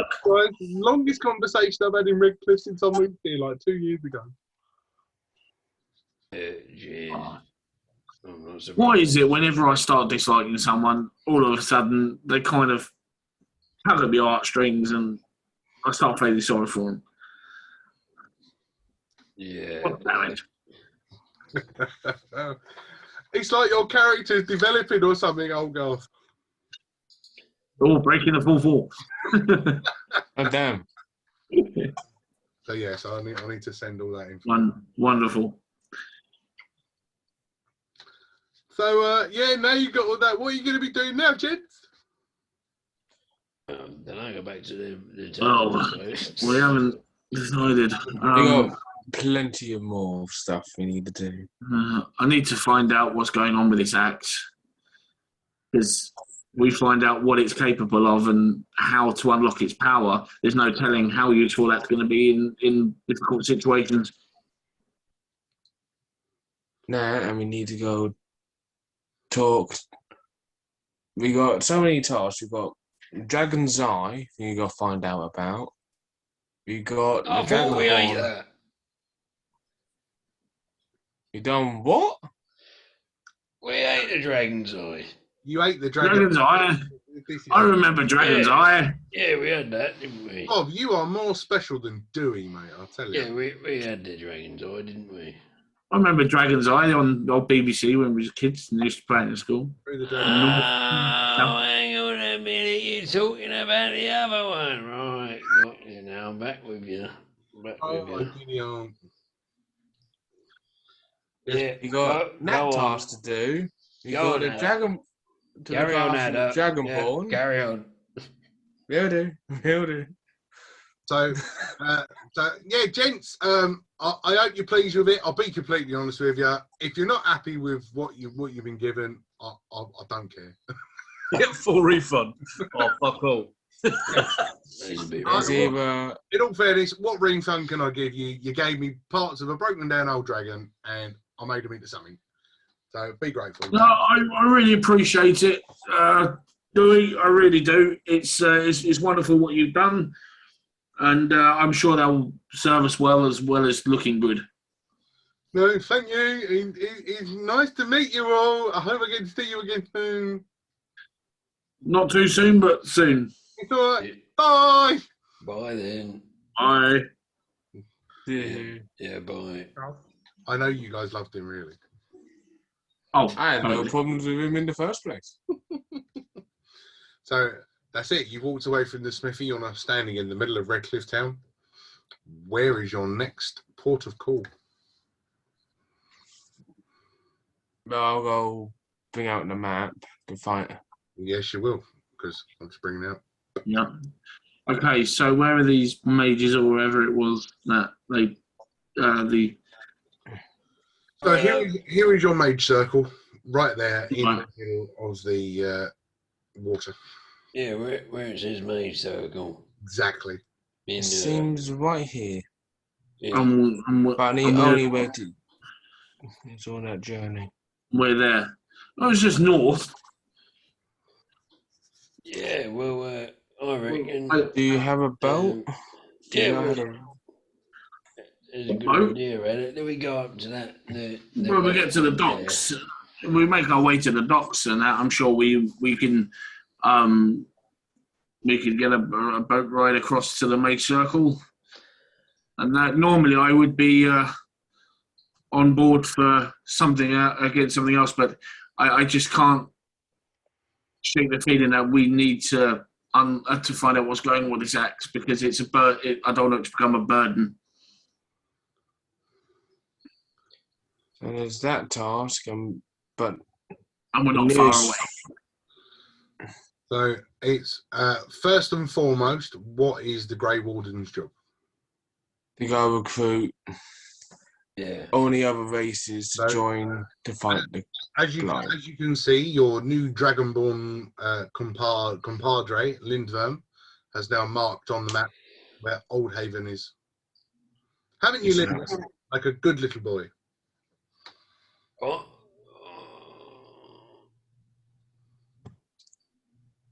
Look at the bottom, Bob. Right down here, where I'm moving my cursor.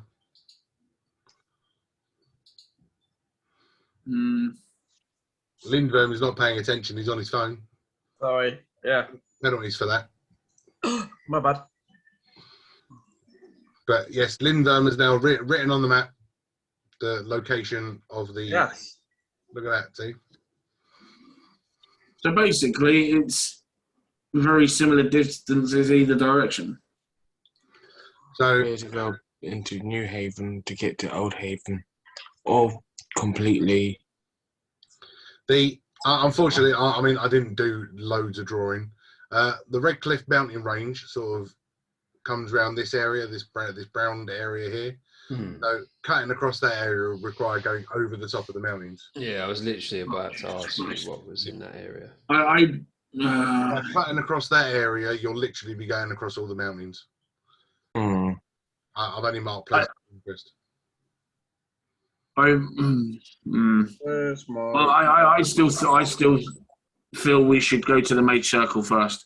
I need to sort this axe out, and then we can make our way. Could even end up being even more prepared to cross mountains afterwards. Well, So- we might not need to if we head up there. You know, we can probably. Well, no, that's very true. Yeah. My God, Bob's got ideas. Well, yeah, I do. Yeah, sometimes. Maybe the mages could assist us in an easier way of getting to Oldhaven. What, by walking further away from it? No, not necessarily. So I'll give you sort of a rough time. So to travel from Redcliffe, where you are here, to get to New Haven will take a day and a half to 2 days walking. To get from Redcliffe to walk all the way up and around here to the docks to get there, you are talking 1 day, 2 day, 3 day, 4 days What? to get But there. well, can't we go by boat straight up the Straight up the Okay. channel. lake? If you remember, there's no boats, is there? There are no I'll boats. fucking Well, swim. maybe we can build one. Well, maybe I'll just bloody swim it. Yeah, I'll sit on your back. So again, from there to there would be a swim would be a day and a half. By boat would be a day. But we don't have a boat. I don't think we could swim it. Well, we're in town. Surely someone must have information on where we can grab a boat from. Speak We're for in town. yourself. Yeah. I'm part crocodile. I can swim it. Well, you can Well, I build even us. said I'd swim, but you know, not everyone wants to You swim. should probably so- add here that I'm a copper lizard that's a forest ranger. I can't swim for shit. I'm going to do my job as DM. You have been in Redcliffe Town for 4 days, and not a single fucking person has mentioned about a boat. Well, why Well, would they if they're not in search of one? Yeah, well, we're going to ask about Fair one, point. innit? And if we can't find one, we're going to blooming build one. Well, what about the Smithy? He can build. He makes web. He can help make us a boat. You need a carpenter, mate. Different trade. Yeah, you need a chippy, mate. So we got a task at New Haven about the Dragon's Eye. Hmm? We got Old Haven with the Dragonborn. We got the Maid Circle for both Bob, Hogarth, and myself. See, there's a few reasons there. I don't like the maid circle. I get lost in that fog. Don't like being lost. Well, maybe we'll tie the rope around you this time and make sure you don't get lost. So Should we, I think what does Drago need as well? He obviously needs to go somewhere. So Drago's hometown, or his home little village area, he lives up in this area way up north here, with the Kashkai. Which is closest to Maid Circle. And the Goliaths are from the Cold Coast, which is here. We are. Again, just near the Maid Circle. Dwarves are in Orzammar.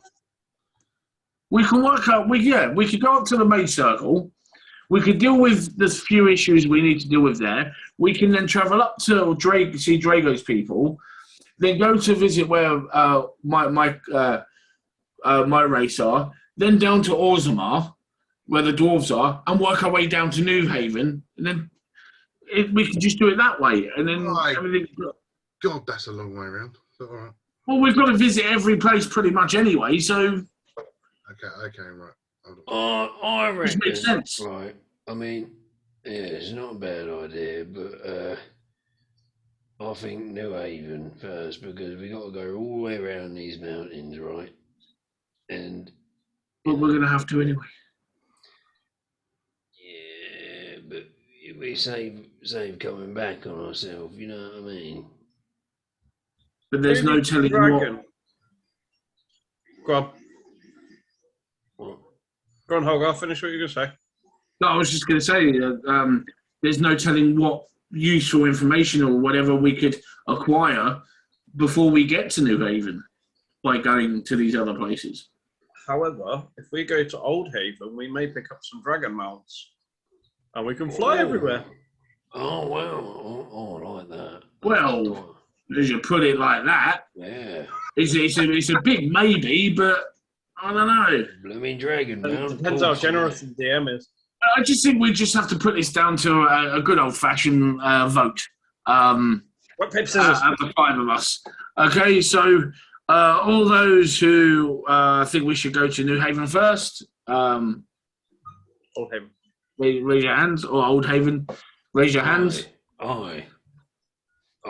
see, Right, so 4 out of 1. Right, first of all, screw the lot of you. Second of all, I guess we're going to Old Haven then. Yep. I like the sounds of that dragon mount. So it's cool. So the only way to Old Haven is through New Haven. There's the one. So this brown area here is all mountainous. This whole area down there. I should really draw better, shouldn't I? But No, that's all right. We know now. I like it either. I like the map anyway. thanks. So yeah, so the mountain range sort of stretched to here and then comes down all down there. So so the only way to Old Haven is through New Haven. What do you reckon we can get chances of getting the old, getting someone to drive us down there? You know, getting old, get on a cart or something, or some sort of transport in some sort of way. Maybe someone. He's taking the piss. And going to Tavern, maybe there's a couple of. I think I lads managed. you never know. Do you reckon we could possibly find somebody to drive us? And that was Right. the only thing that actually needed to be said. At this point, I clip Bob round the back of the head and say, "Right, I think we get the gist of what you're saying there, Bob." Right. The start. Right. I mean, yeah. I mean, do we necessarily have to go on foot? I mean, could we not find some form of transport that might speed up a bit of time? You know the man in town that knows the answers to the questions. Okay, so I say we find out. We go and see Cyril. Marvellous. So You you bleed us dry. standing in the middle of the town for like 10 minutes having this weird conversation. And now you're going to turn around, you're going to head back to the bar, back to Samson's and chat with Cyril. Yeah. So as you open the door, straight away he looks up at the door and goes, "Bloody hell, you're back again. What could you possibly want now?" You done them sausages yet? "No, I haven't even been out the back to slaughter the pig." I mean, bloody Nora. I do apologise, He thinks Cyril. about bacon and then comes in talking about waffling about sausages. Fuck sake. Do you know where we can go get a carriage and some livestock or burden? Well, unfortunately, I do believe that the last set of horses are currently taking Eamon, Tegan, and the family to Denham. I don't think there's any more loose horses knocking around. Oh, makes my blood boil. He got a bloody 50 gold and all, and he's taking the last horses. I'm not sure what else he's really about. I think the fella around the corner's got some goats, but he can't really drive them. Oh, Bob could. Besides Yeah. them. Yeah. Well, what if we lash them together and find an old trolley or something? Just going to throw this out there, right? If the Earl has buggered off somewhere, why don't we go and raid the castle and see what's left worth nicking and selling? Because it's still full of Denham guards. We can handle that.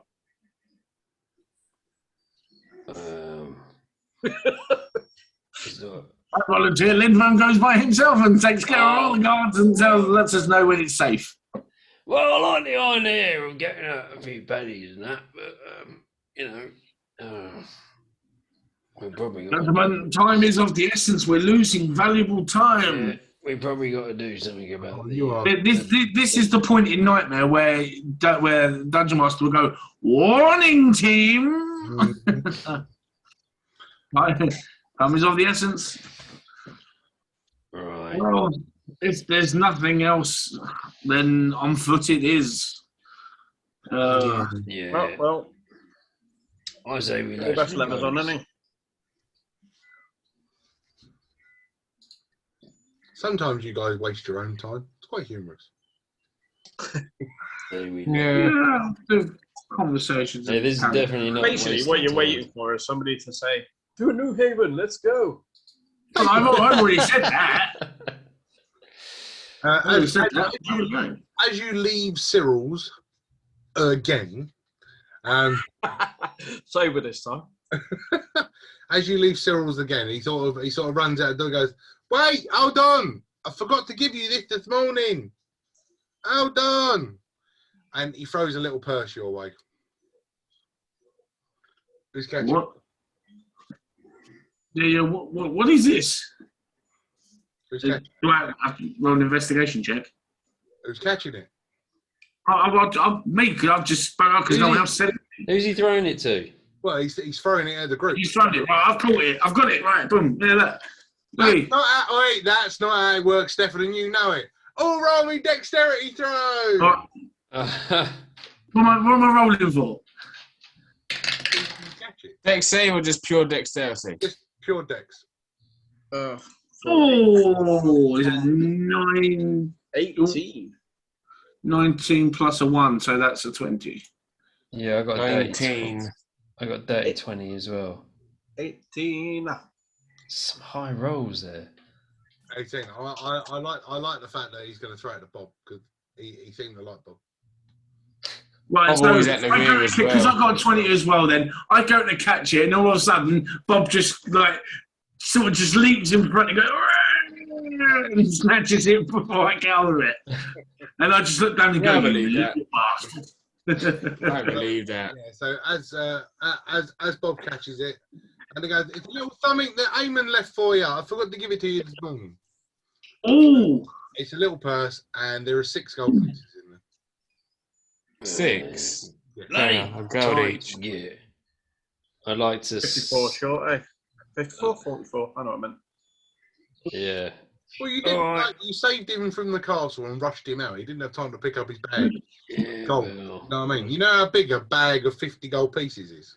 Well, cheers for that, Cyril. And yeah, we'll yeah, right. Get them So sausages I on had the 1 go. gold. I rolled a couple of d20s on my generosity, and it was all right. Shall we flick him a couple of silver for being honest? No. yeah, I think that's a good idea. No, what you're doing, you bloody lunatics, you lovely lady. It's nice, Bob. You should try it sometime. No. We should keep Cyril on side because I like his fucking accent. I mean, because he's been helpful. Yes, no, fine.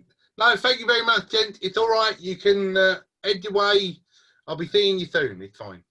Oh, that was a close Thanks call, again, that Sylph, for all you done. And there, one more thing. I'll throw you this too. And he throws you a big sack. He throws it to Linworm because I know Linworm's a big fan of them. And it's a bag of squirrels. It'll serve you some rations. Oh yeah, the squirrels. They were great. Rather have a giraffe. So, yeah, but you can't eat a giraffe. You need to try it. So you got a bag of squirrels for your rations. Noted. And I'm holding that 6 gold. Yeah. You've currently Right. got 6 gold, yeah. Is it just you holding it? Oh, I'm not giving them out, mate. I'll keep hold of these lads, right? And don't you worry. Bob, I'm telling you now, if I don't get my gold when I ask for it, You'll get it. Don't, Louis. Just to point out something, to ask something, Olgarth, right? Are you still carrying around this Essien sack with a football-sized dragon heart in it? yeah. Yeah, I'll turn mine into a stew, don't I? Yeah, the eye got turned too, but he's still walking. The eye around with did, the heart. yeah. This heart is doing absolutely nothing. Oh, well, the heart. Oh man, that'll be stinking now. It's going to start to rot. I mean, it's a couple of days old now. That's all right. It's fine. I'll wait till Bob's asleep and put it under his arm. Hey, told me. Yeah. I know you're gonna do it. I'll sleep with one eye open. Bob, you already smell worse than any kind of rotting flesh I've ever smelled in my entire life. So I'd take that as a compliment. then you take it as a compliment, my friend.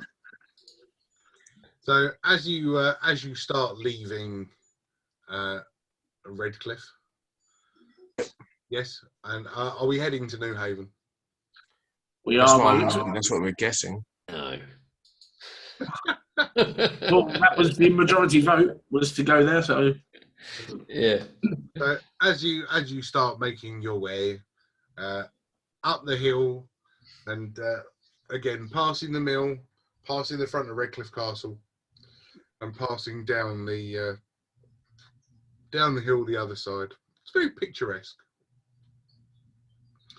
Nice views of fields. You can see all along your left hand side as you're walking, the Redcliffe Mountains peaking going all the way around, high up into the clouds, unable to see the top as you're strolling along this walkway.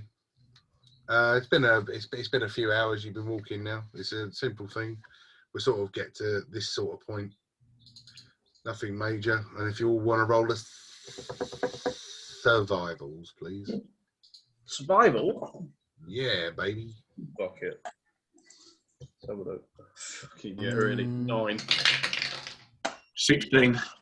2 secs. Oh, that's dirty 20 again. And 19 for me. Wow. This is with my evil dice as well. My nat 1 dice. Well, I mean, all of you rolled really well. Drago rolled a nat 1. And Linman rolled low as well, I think. Oh no. But I'd rather let him confirm that than. I actually rolled a nat 1. I'm using my blue for Drago and my green for me. Surprise, surprise. Yeah, I ain't gonna do you advantage by letting you have my lucky dice. True. Lindgren, what did you roll? 9. So not good. Cool. Sorry, buddy. I really, really couldn't wait. 9. 9. 9. Fine. So as you're starting to make your way, you suddenly see the clouds over the top of Redcliffe Mountains start to darken and move, and as the dark clouds start to pull over their head, it starts to rain. Oh no. Just raining. So now you are currently walking in the rain. Ret. In the rain. Tis just but water. Refreshing. So. Can I look at Bob to see if any of that grime is coming off him? What grime? You're a sewage worker and you said you haven't showered for a while. No, I said I've showered. Slowly but surely, you're starting to see the real colour of Bob's scalp as the dark and dingy colouring is washing away, and you can see it's actually quite pale. I was going to say, it's his birthday. I was going to say, he's green. Wow, he's half off. He's green. But as you carry on walking, still quite a picturesque walk, a little bit of forest, you make your way to this fork in the road, and there are signs that are there, and one sign, New Haven, centre sign, the Iron Hills, the other sign, North, just north, nothing else. But shall we head to New Haven? continuing to New Haven. Thought that was the plan. Cool. I'm just checking. Stupid things can change your minds. The weather continues to beat down. Sorry to interrupt. Can I ask the DM a question, please? You can. Regarding those signs. Has the weather, like any wind or anything, tampered with the signs to make sure? I want to make sure that they're actually pointing the right way. Yes. No. There's nothing over. Okay. Just Okay. the lines pointing you in the directions of your locations. It's only raining. There's no real heavy winds yet. Yeah. That's where I'm going to get you guys to roll another survival for me. What happened to the last one? As the 20 in there. as the sky starts to darken and the rain starts to get slightly heavier, a few light flashes of lightning in the distance and the odd light rumble of thunder is starting. I'm assuming with my 3, they scare me. I got 11. I got a natural 1 plus 2, so 3. Okay. So 17 plus 2 on there. It's 19. okay. Ada? Dirty 20. Oh, Drago was a little bit better with an 18. I'm not surprised with a thunder god. So I could do it with advantage if I'm getting that 20. That's different. 18 and a 2. Tempest. So as the now the rain now coming down heavier, Bob sort of putting his shield over his head to keep his bald patch dry. With a ding ding ding ding ding ding ding ding ding ding ding as the rain's bouncing off his shield. Drago thinks that's quite a nice idea, but he's quite enjoying the weather. Really, it's almost like the gods are talking to him in a way. But now the lightning's starting to gently come closer, and even Drago's starting to question whether it's a wise idea. Slowly but surely, you're making your way through this forest. Underfoot, it's starting to get very muddy now, very slippery, with each step with a as you're stepping along in the wet, sodden muddy pathways. But if you want to roll us a perception, as it's starting to get quite late now. Yeah.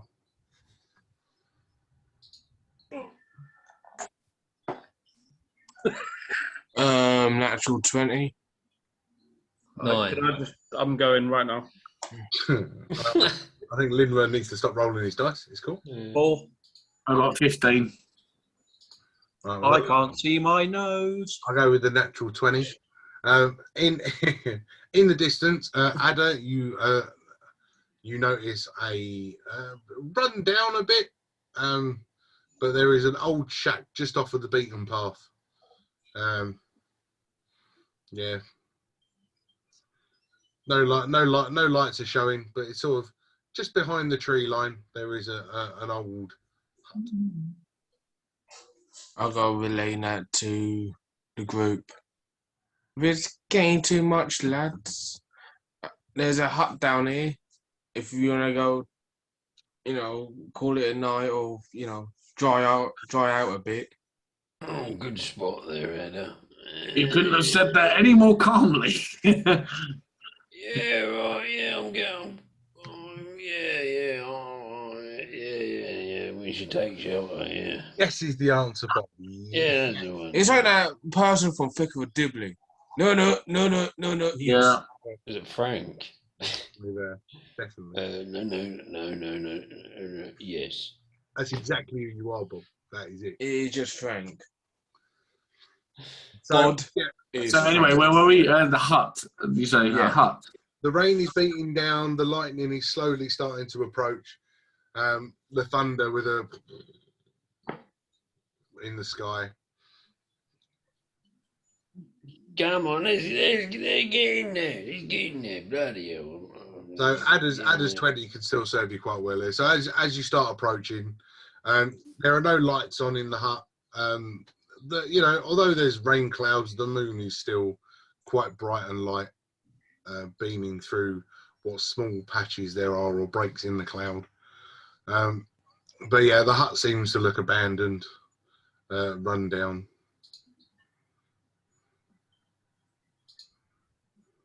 Okay. Investigate.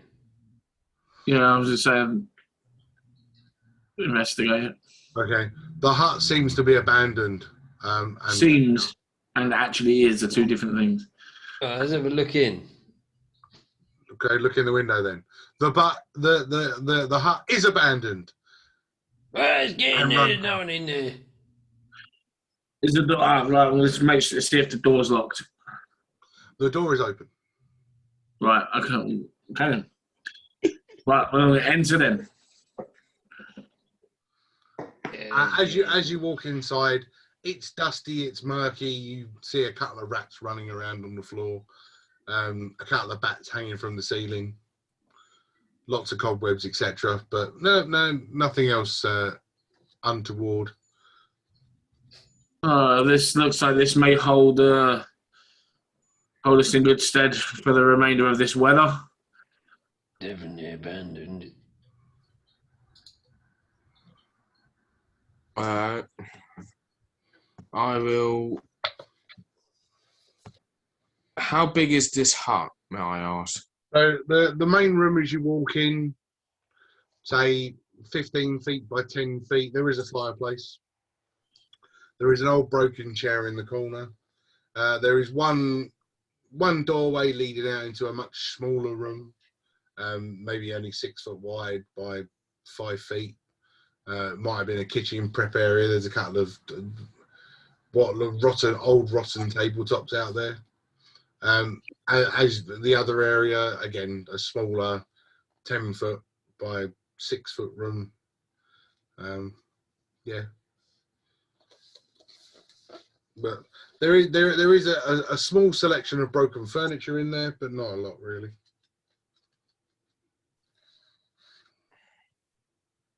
Good job on booking Depends. roll, then, eh? I would suggest maybe take some of these broken chairs, some of this broken wood and that, and put it on the fireplace to warm ourselves up. Yeah, Sounds like I know one of you got a tinderbox somewhere. That's a good idea. we all got tinder boxes. So I mean, the wood inside is all pretty dry. The roof is pretty solid. There's not a lot of no drips or anything coming in. So yeah, you look dry as you excuse me, as you place the wood on the fire and get it lit with your tinderbox. Yeah. Okay. But it's starting to get to that time of night where we all have a kick. So are we taking it in turns to? Yeah, I would suggest we take it in terms of keeping watch. The 2 hour, we're doing 2 hour shifts again. Yeah, sounds Yeah, fine. sure. Cool. Well, there's Holgarth is going to sleep for the whole night. He's not going to do any watching out. So you guys can take it 2 hours at a time. Oh, okay. Fuck. Actually, not Holgarth, Drago. I'm Drago. I'll Drago. Matt, I miss you. I keep mixing up names. So let's get rid of that map because you don't need it in a minute. So yeah, Drago's going to have a full night's kit. The rest of you can do 2 hours. She needs the beauty sleep. There's Well, no point. I'm rather tired. So if I get a kit now, I'll take second or third shift. Sentinel third shift. I'll take Second first. or third. Somebody already called first. Say that again, Paddy. I didn't hear you. So there's somebody already called first. No. No. I'll take first. Okay. Okay, dokie, Oh, Smoky. you want to take second, and then you get a longer sleep? Yeah, all right. Yeah, works for me, that. Yeah. I'll go third then. We know how this I'll works. do the don't we? last. So it looks like Ada's taking the morning shift. Okay. Yeah, I'll do the morning shift. Right. Well, being a dustman, you should be used to that. There you go. Yeah, I know. Hey. We'll start it simple. So as you all start curling down around the fire, Paddy, if you want to roll a perception, because you're keeping guard. Come on. For fuck's sake. What's that? Oh, 16. Hang on. I think it's 16 plus 2. 16 plus 0. 16. Okay. Cool. So yeah, I mean, just sitting down, you're drying out. Okay. It's you know, your scales are starting to warm by the fire. Nothing really happens in the first couple of hours. The bats sort of flip and flutter over your head with a couple of rats running around on the floor, giving a bit of squeaking. You know, you suddenly see a few of them start congregating around Holgarth, probably sniffing and smelling after that stupid football thing that he's carrying around in his Essien bag. Oh, no. He didn't want to give up this rotting dragon heart.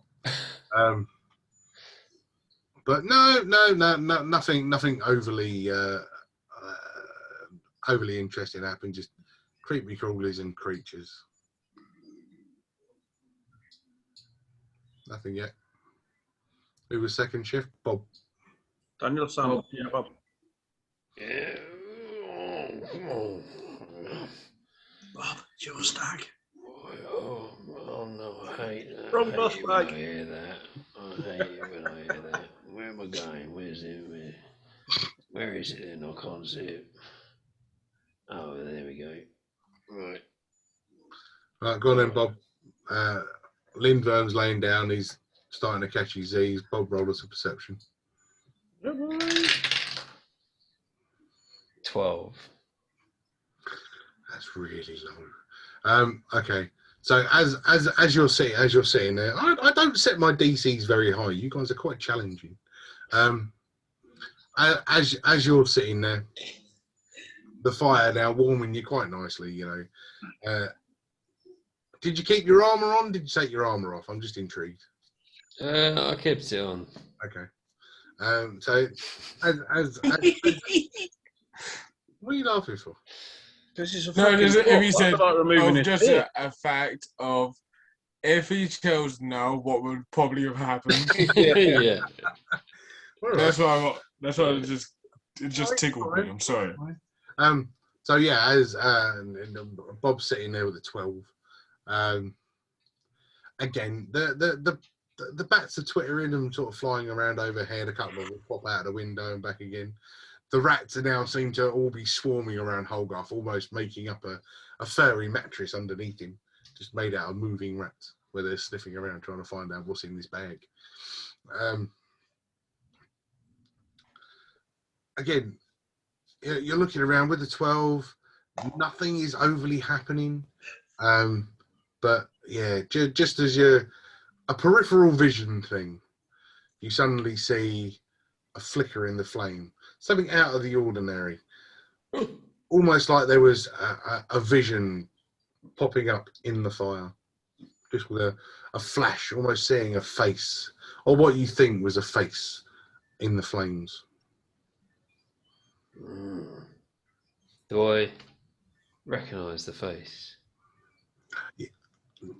Didn't see it for long enough to really get a look at it, but in the flick of the flame, you just managed to make out some eyes and a mouth, and even to the point where it looked like it had some hair hanging there. I blow it out. Well, you put the fire out. Yeah. Oh, is it? What? Did we get cold? Fuck off. No. All right. I'm You're asleep. You're asleep. You didn't cause decisions. I'm dreaming. Oh. I go.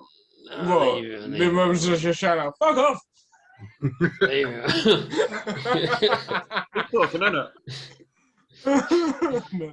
Tell me my toes. Oh, maybe I shouldn't then. Absolute real bad night terrors for Dragonborn. Fuck I off! think I just shake it off, and No, no. I like as if I didn't see it. Fair enough. You've seen things. Okay, cool. Yeah, that knocks to the end of your shift. Who am I waking up? That was Holgar. Waking up Holgar. Yeah. Kicking him in the side. Get up! What are you doing, you little shit? Your turn, mate. You're stag. As Bob started walking over the Holgar, all the rats just kind of scatter like cockroaches. Yeah. Alright. Okay. Get rid of that stupid art as well. It's attracting vermin. I'll go up and go to sleep. Jesus Christ. Is your Just go to sleep. Yeah. Right. You awake? You sure you're Talk going to you to in the stay morning. awake? Yeah, You stay I'll awake, talk to you in the morning. I'll talk to you in the morning. All right. Don't fall asleep. I don't want to wake up dead. He reminds me of my granddad. Jesus Christ. Yeah. So, Right. Perception check. perception, yeah. Bob, go sleep. Good. On a nat 20 on that one. You could almost wake the dead with that snore, Bob. Nat 20 He's on almost that one. close to death himself. So I'm not surprised. So, as Holgarth's sitting there now, nat 20, yeah.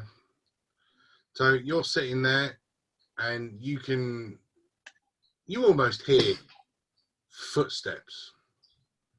Nobody around you is moving, but the floorboards around you are starting to creak. Right.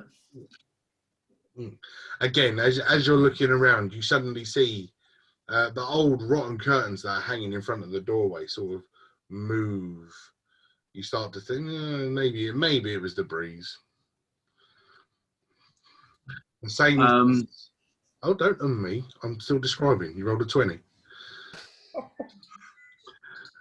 The same thing with the flame. This time, the face more prominent as the flame sort of moves out of the fireplace and looks straight back at you and goes back into the fire and disappears almost instantly. You know. Sorry. Okay.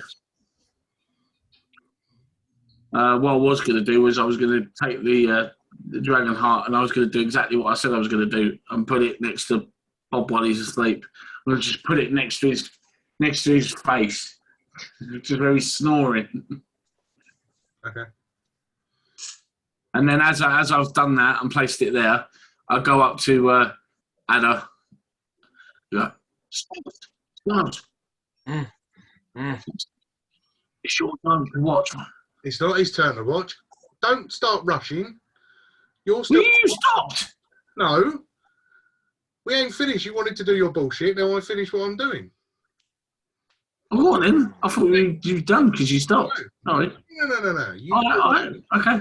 The DM. It's not over until I fucking sing, and I'm the fat lady. So as you place the heart next to Bob's head and go back and carry on with your sentinel duties, as you're starting to sit down, the heart out of the bag now is thrown at the back of your head. And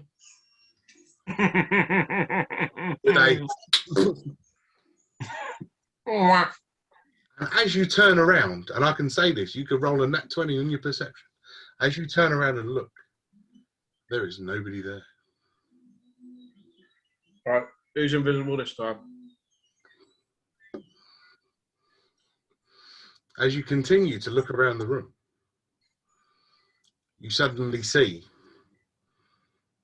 a rock flying through the air. It strikes you on your chest quite softly. The door on its hinges now starting to move and slam shut, but there's no strong breeze. The curtains in front of the window starting to flicker. And as you look up, an aberration appears in front of you with a whoa, and I'd like you to roll initiative, please. All of us. No, you're all asleep, mate. You're only old. Yeah, that was I say. Initiative.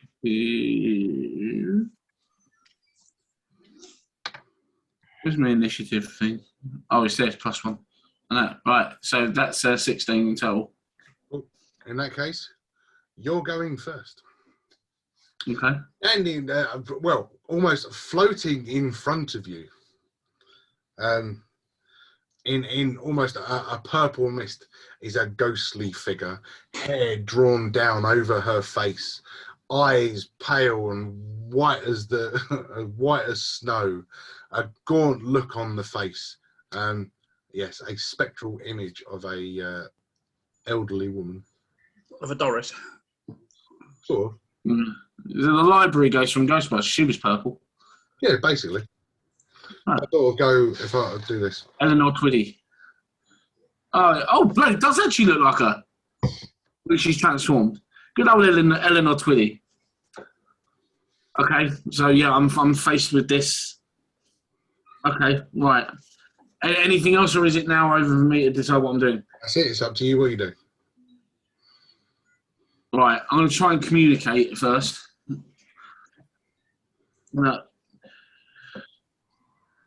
Okay, you've scared the shit out of me. Who are you? No answer comes back. Just a low groan.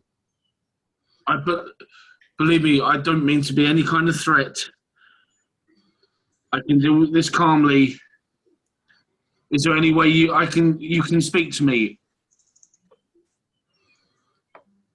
What is it you want? She pulls. Can I help you? She moves towards your face and just with a loud groan now, and just carries on floating in the air. Right, I'm going to go over to Ada, and I'm sort of just, while I'm keeping my eye on him, I'm just keep tapping him, nudging him with my foot till he wakes up. We're going to go with, you used your action to talk, your movement to walk, and your bonus action to kick him. And I want him to wake up. That will be the end of that turn. Yeah, that's fine. Okay. Then this apparition that is standing there lets out a howl, almost a terrifying scream, as you cover your ears, almost as if you're in pain. And she is going to. Oh wow! Yeah. And as everything shakes and the window shakes, you are going to take 8 points of psychic damage as this scream enters your soul and sends a shiver down your spine. You bought me Pokemon pack.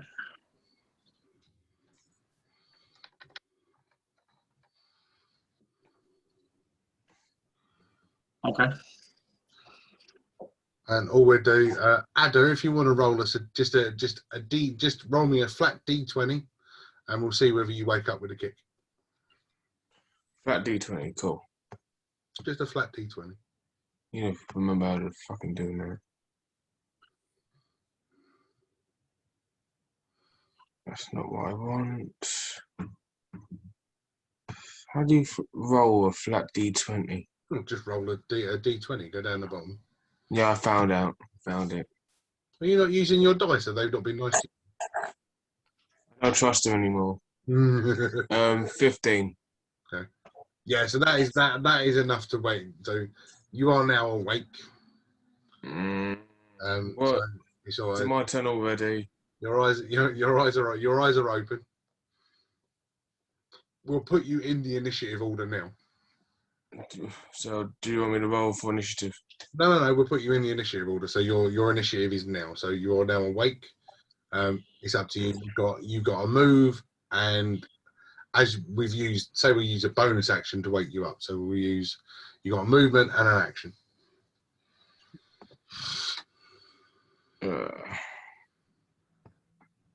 Alright. And I've seen this.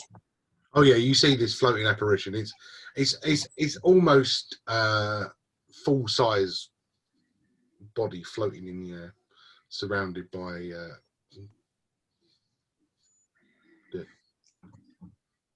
can't really describe it. My brain's gone dead. I'm gonna go move towards it and cast a spell, comprehend languages. Very nice.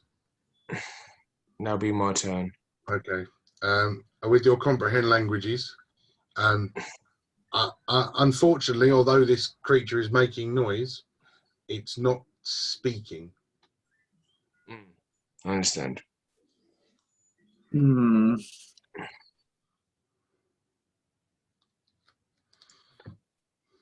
Question for the DM. Yes. Is it because she cannot speak? I'm just wondering, maybe she, I don't know, she lost the ability to speak when she was alive. Is it something like that? If you want to find out about her, then we've got to check your memory bank. So you have to roll me a history check to use your action for a history check. Right, okay. Well, so it is a 16, natural 16. Okay. No. That's right, above 15, that's fine. So what you know about this is a spectral form. Although spectres can understand all languages, they are unable to speak. So that leaves you with movement and a bonus action. Okay. It's difficult to.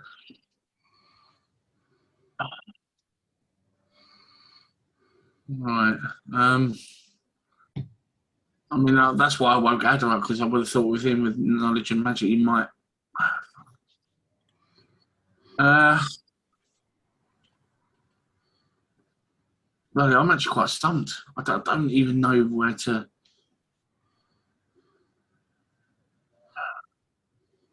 So, what two actions do you say I've got? Sorry?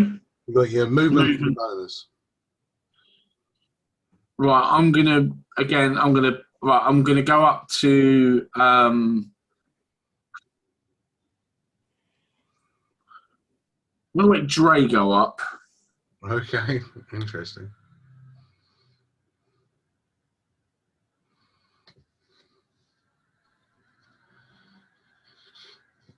Okay. So you've used your movement to walk over in bonus action. You're kicking Drago laying down on the floor. Yeah. Oh, well, yeah. Well, I'm going to shake him. I don't think he appreciated me booting him. That's all right. Well, Drago a roll to see whether he wakes up when he gets to his turn. All right. That will bring us back to the Spectre. So, although trying to talk to it in the comprehend languages, the Spectre now floats right up to Ada's face, almost up, and with a huge inhale, like, could you roll me a Constitution saving throw, please? I'm getting myself sucked out. Fuck off, Nat 1. Oh shit! So that is a fail, and you will take Yeah.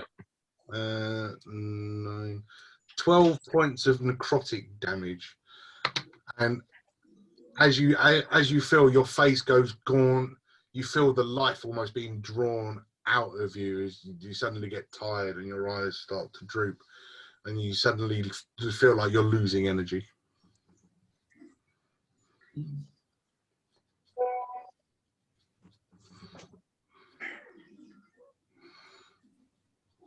And that will bring it to your turn, Ada.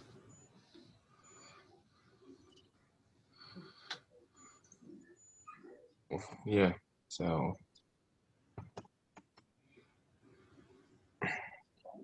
No, it's an action. I have no bonus.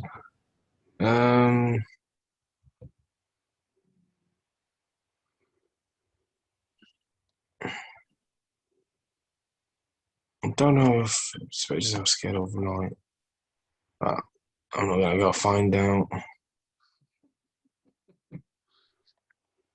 Yeah, sorry. I'm gonna go find out. Sorry. Okay. Yeah, go try cast light to see if it's scared of light. Okay, so poking your snake staff in your eyes and casting light. Yeah. What colour do you want the light to be? Can I go try just normal daylight? So as close to sunlight as you Sunlight, yeah. That's fine.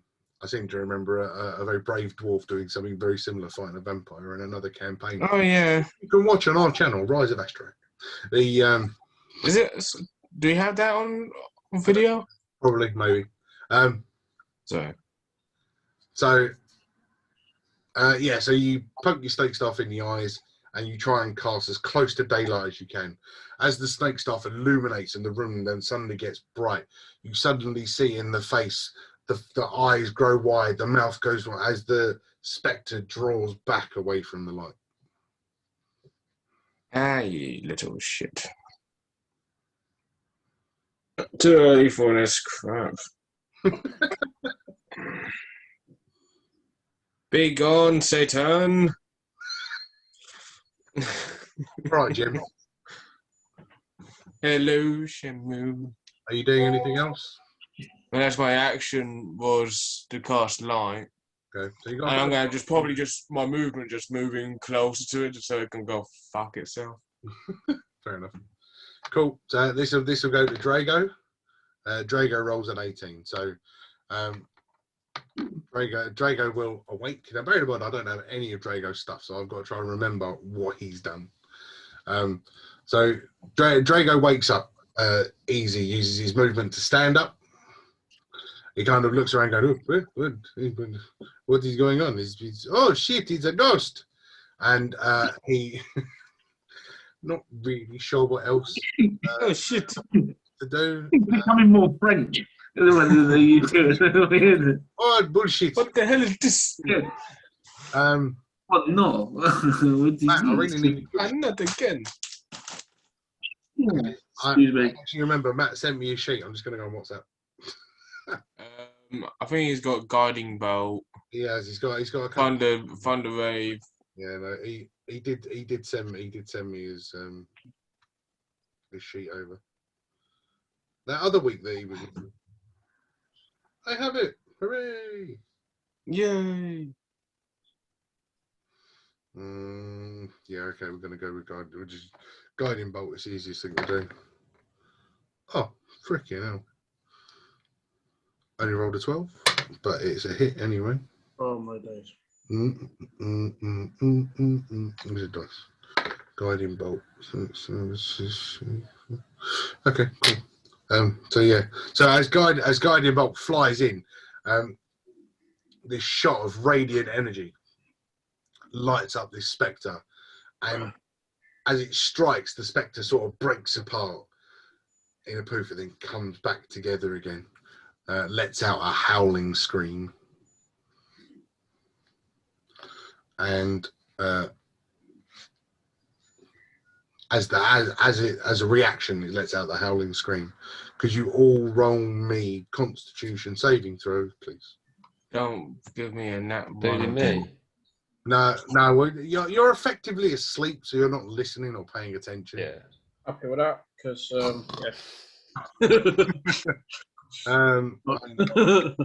Drago got a 19, so he's only suffering half.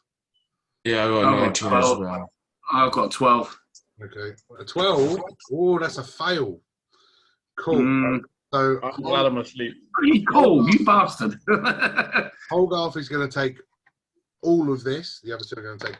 Oh, for freaking hell. Okay. Just roll the right dice, James. So Holgarth, you're going to take 10 points of psychic damage. No, I take 5. 5 for Ada, 5 for Drago. Jesus Christ.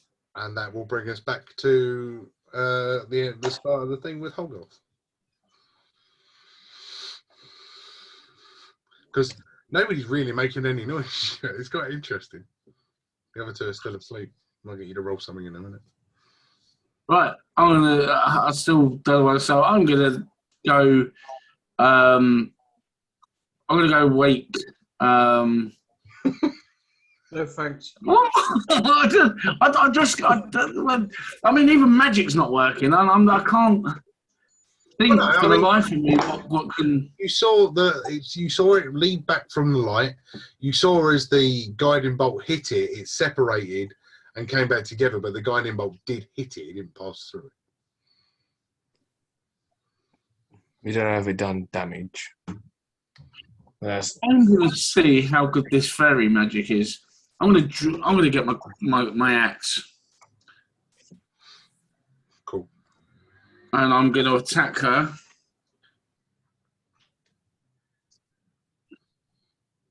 So I'm going to do me damage.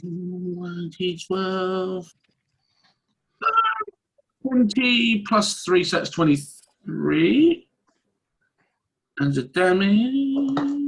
This could be a long game. 5. Marvelous.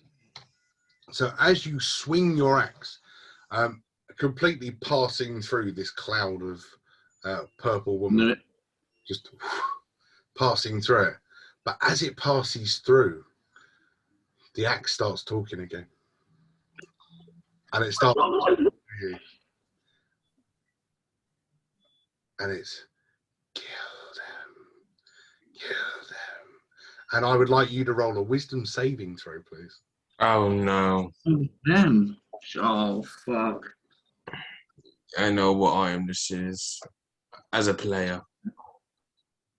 Wisdom is a +2, brings me to an 18. 16 plus 2 is 18. Okay, so while this axe is talking to you, you feel overwhelmed with frenzy and rage, and just your eyes go crazed, and you suddenly, and with a deep breath, you manage to hold back the rage, but you are now frozen. So you will then lose your until the end of your next turn. Oh, okay. As you stand there to fight, fight back the rage that he's been. Yeah. Okay, interesting. Which will bring us back to the Spectre. Now, the last place the Spectre was, it was fading back from Ada's light. Yeah. So fading back from Ada's light, it's now going to attack one of the laying ones on the floor. And as it goes over and starts approaching Bob. No. No. I don't want to be mean, but natural 20. Yeah, that. Yeah. And as the It's advantage as well, isn't it? I don't get advantage. I rolled nat 20 on the first one. Yeah. So again, I didn't. No, I'm not rolling an attack. No, I don't want to do that.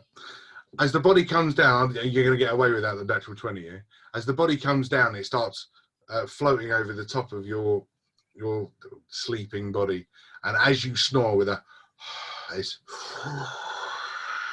and it starts to draw the life out of you. Can you roll me a Constitution saving throw, please? Oh my. Fuck, you know.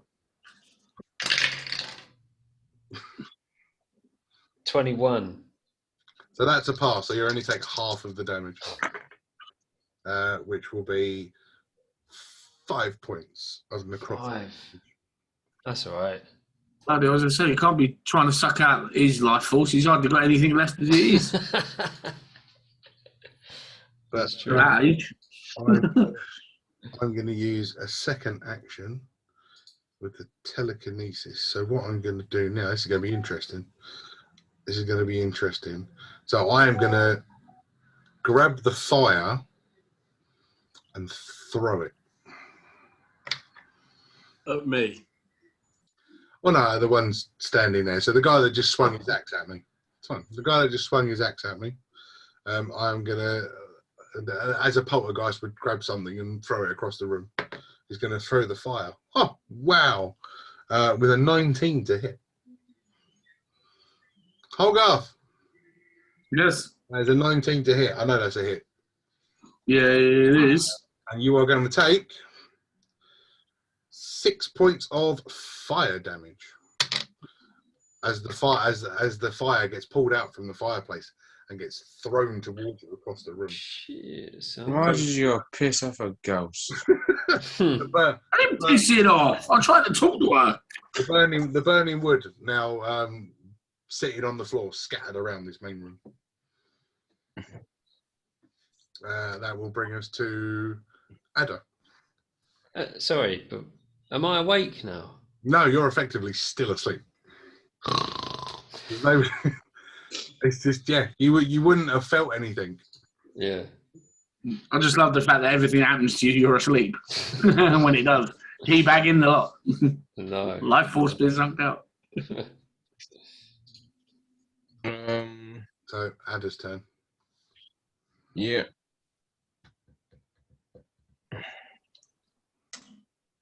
I'm gonna go try something different. I'm gonna go try and take inspiration from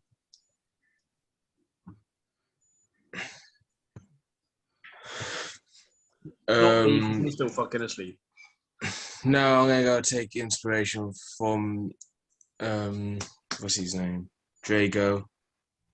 I'm gonna go cast chromatic orb and try and picture it as lightning damage. Now my normal acid. Nice. Okay. What does the inspiration do? No, it's just inspiration as you follow. No, I'm asking because I've still got my inspiration from. It gives you a re-roll. earlier. It gives you a re-roll on a d20. So if you roll if you roll a shit d20, you can re-roll any d20. Right. Okay. Thank you. Hit, saving rolls, whatever. Cool. Okay. So yeah, I'm gonna go try do lightning damage on a chromatic orb. Does a 21 hit? Yes.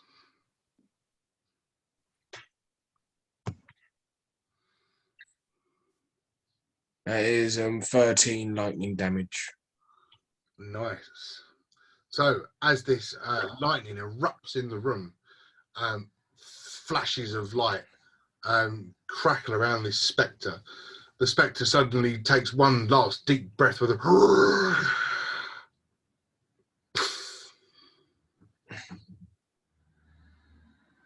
as its vision fades from existence. But with the crack of lightning, Bob and Lindworm are now awake because that would shit you up. Dun, dun, dun. Very Witcher-esque, that. Like when you go to those cabins on like The Witcher 3 Wild Hunt, you always see like the female wraith spectres and that roaming around and that. That was really cool. Can't say I've ever played it, so Me neither. Oh, it's amazing. straight out of the mind of James Meg. That one. So. Very well done, sir. That was nice and different. That thunder's a bit mad, isn't it? Oh, Bloody terrible storm. Yeah. All right, what are you doing up? It's my turn to go take watch. All right, go on in, lad. Try not well, first of all, Scouts, you ain't got to say it that bloody creepy. And second of all, I knew we should have bloody done. I'm slightly almost blowing smoke up my arse because I'm sitting here in my own shit after that. And Bob here, as per usual, ain't got a fucking clue what's just happened. And I knew we should have gone to the mage to the mage circle because of my axe. Now, you ain't gonna believe this. It spoke again when I went to attack that thing. And for some reason I almost came overwhelmed with rage and almost had the urge to... What thing? Yeah, Bear in mind, I've just been woken up by lightning. I ain't got a fucking clue what you was on about. I'm going back to sleep. I'm in shock. I know. There was a spectre, a spectral woman, a ghost, was There's here. no need to practice your bloody lightning spells and wake us up, is there? But it was the bloody lightning spells that got rid of it. Oh. But for some reason, the axe was... Very scary, big, ugly woman. Looked like Bob with a wig. It ain't far off, to be fair. Small and ugly then. But Bob's gone the back. axe, the axe was telling me to kill them all, and I had this rage that was almost overwhelming. I just managed barely to resist it. Now I'm now starting to question whether or not I trust this weapon I'm carrying on my back. I say sling it. I'll sling it. It won't even let me go. It won't let me give it up. Oh, well. Never mind then. I can't, I tried to give it away and I can't anyway. Why should I? It's mine. It's... Wow. There's a Terry Pratchett joke in there, I know there is.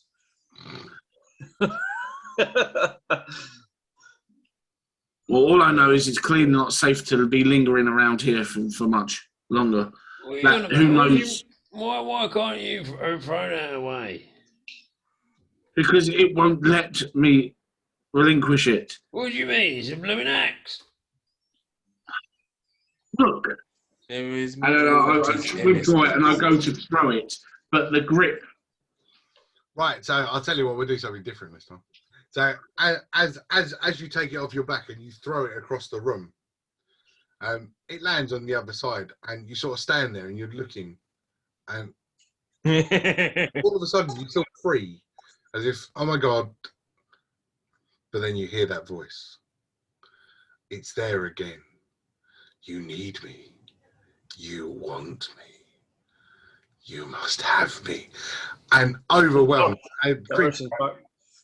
Overwhelmed with almost like grief that you've thrown this thing away. You run straight over and pick it up off the floor, and almost angry at yourself for dropping it in the first place. No, God, I don't have to prove anything to you. It's mine anyway, and I'm keeping it. All right, keep it then. Bloody hell. Man, I'm going to sleep.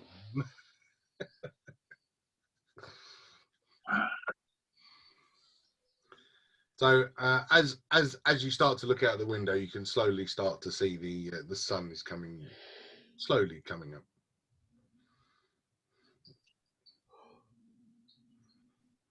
So yeah, I've got to do my turn to do patrol. Cool. Those that have taken damage, because you're not getting a full rest out of it now, you can claim back half of your missing damage. So Holgarth will go back up to 25. Ada, you can go up 8, so you'll go back up to 25 as well. Cool. Bob goes up 3. Goes up 3. Yeah, because you're effectively only getting a couple of hours kit now. So it's no longer a long rest. I'll tell you what, I've got to have a real long rest in a minute.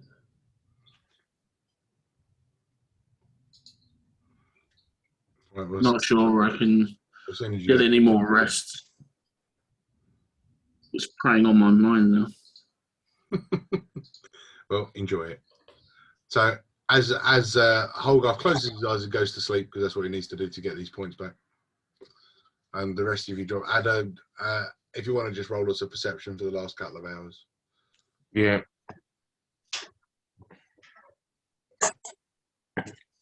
417. It's fine.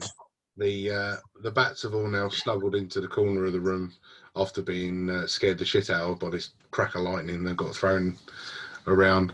The fire that was burning in the sort of the middle of the room, all the sticks went out. The rats have sort of left Holgarth alone now. He started farting, which was an even worse smell the rats couldn't freaking handle. I shat myself. And as all of you start to wake, as the sun starts to rise, that's where we're going to stop for this week. Oh, Cool. bravo. Well done. Fantastic. I actually feel really gutted for Matt that he's unfortunately had to miss this one, because this turned into a bit of a blinder, to be fair. Oh, okay, thank you very much. And another episode in the can. I hope you all enjoyed episode 13, and please like, subscribe, comment, more content coming your way. And thank you everybody that's been watching. It's been fun, and see you all next week.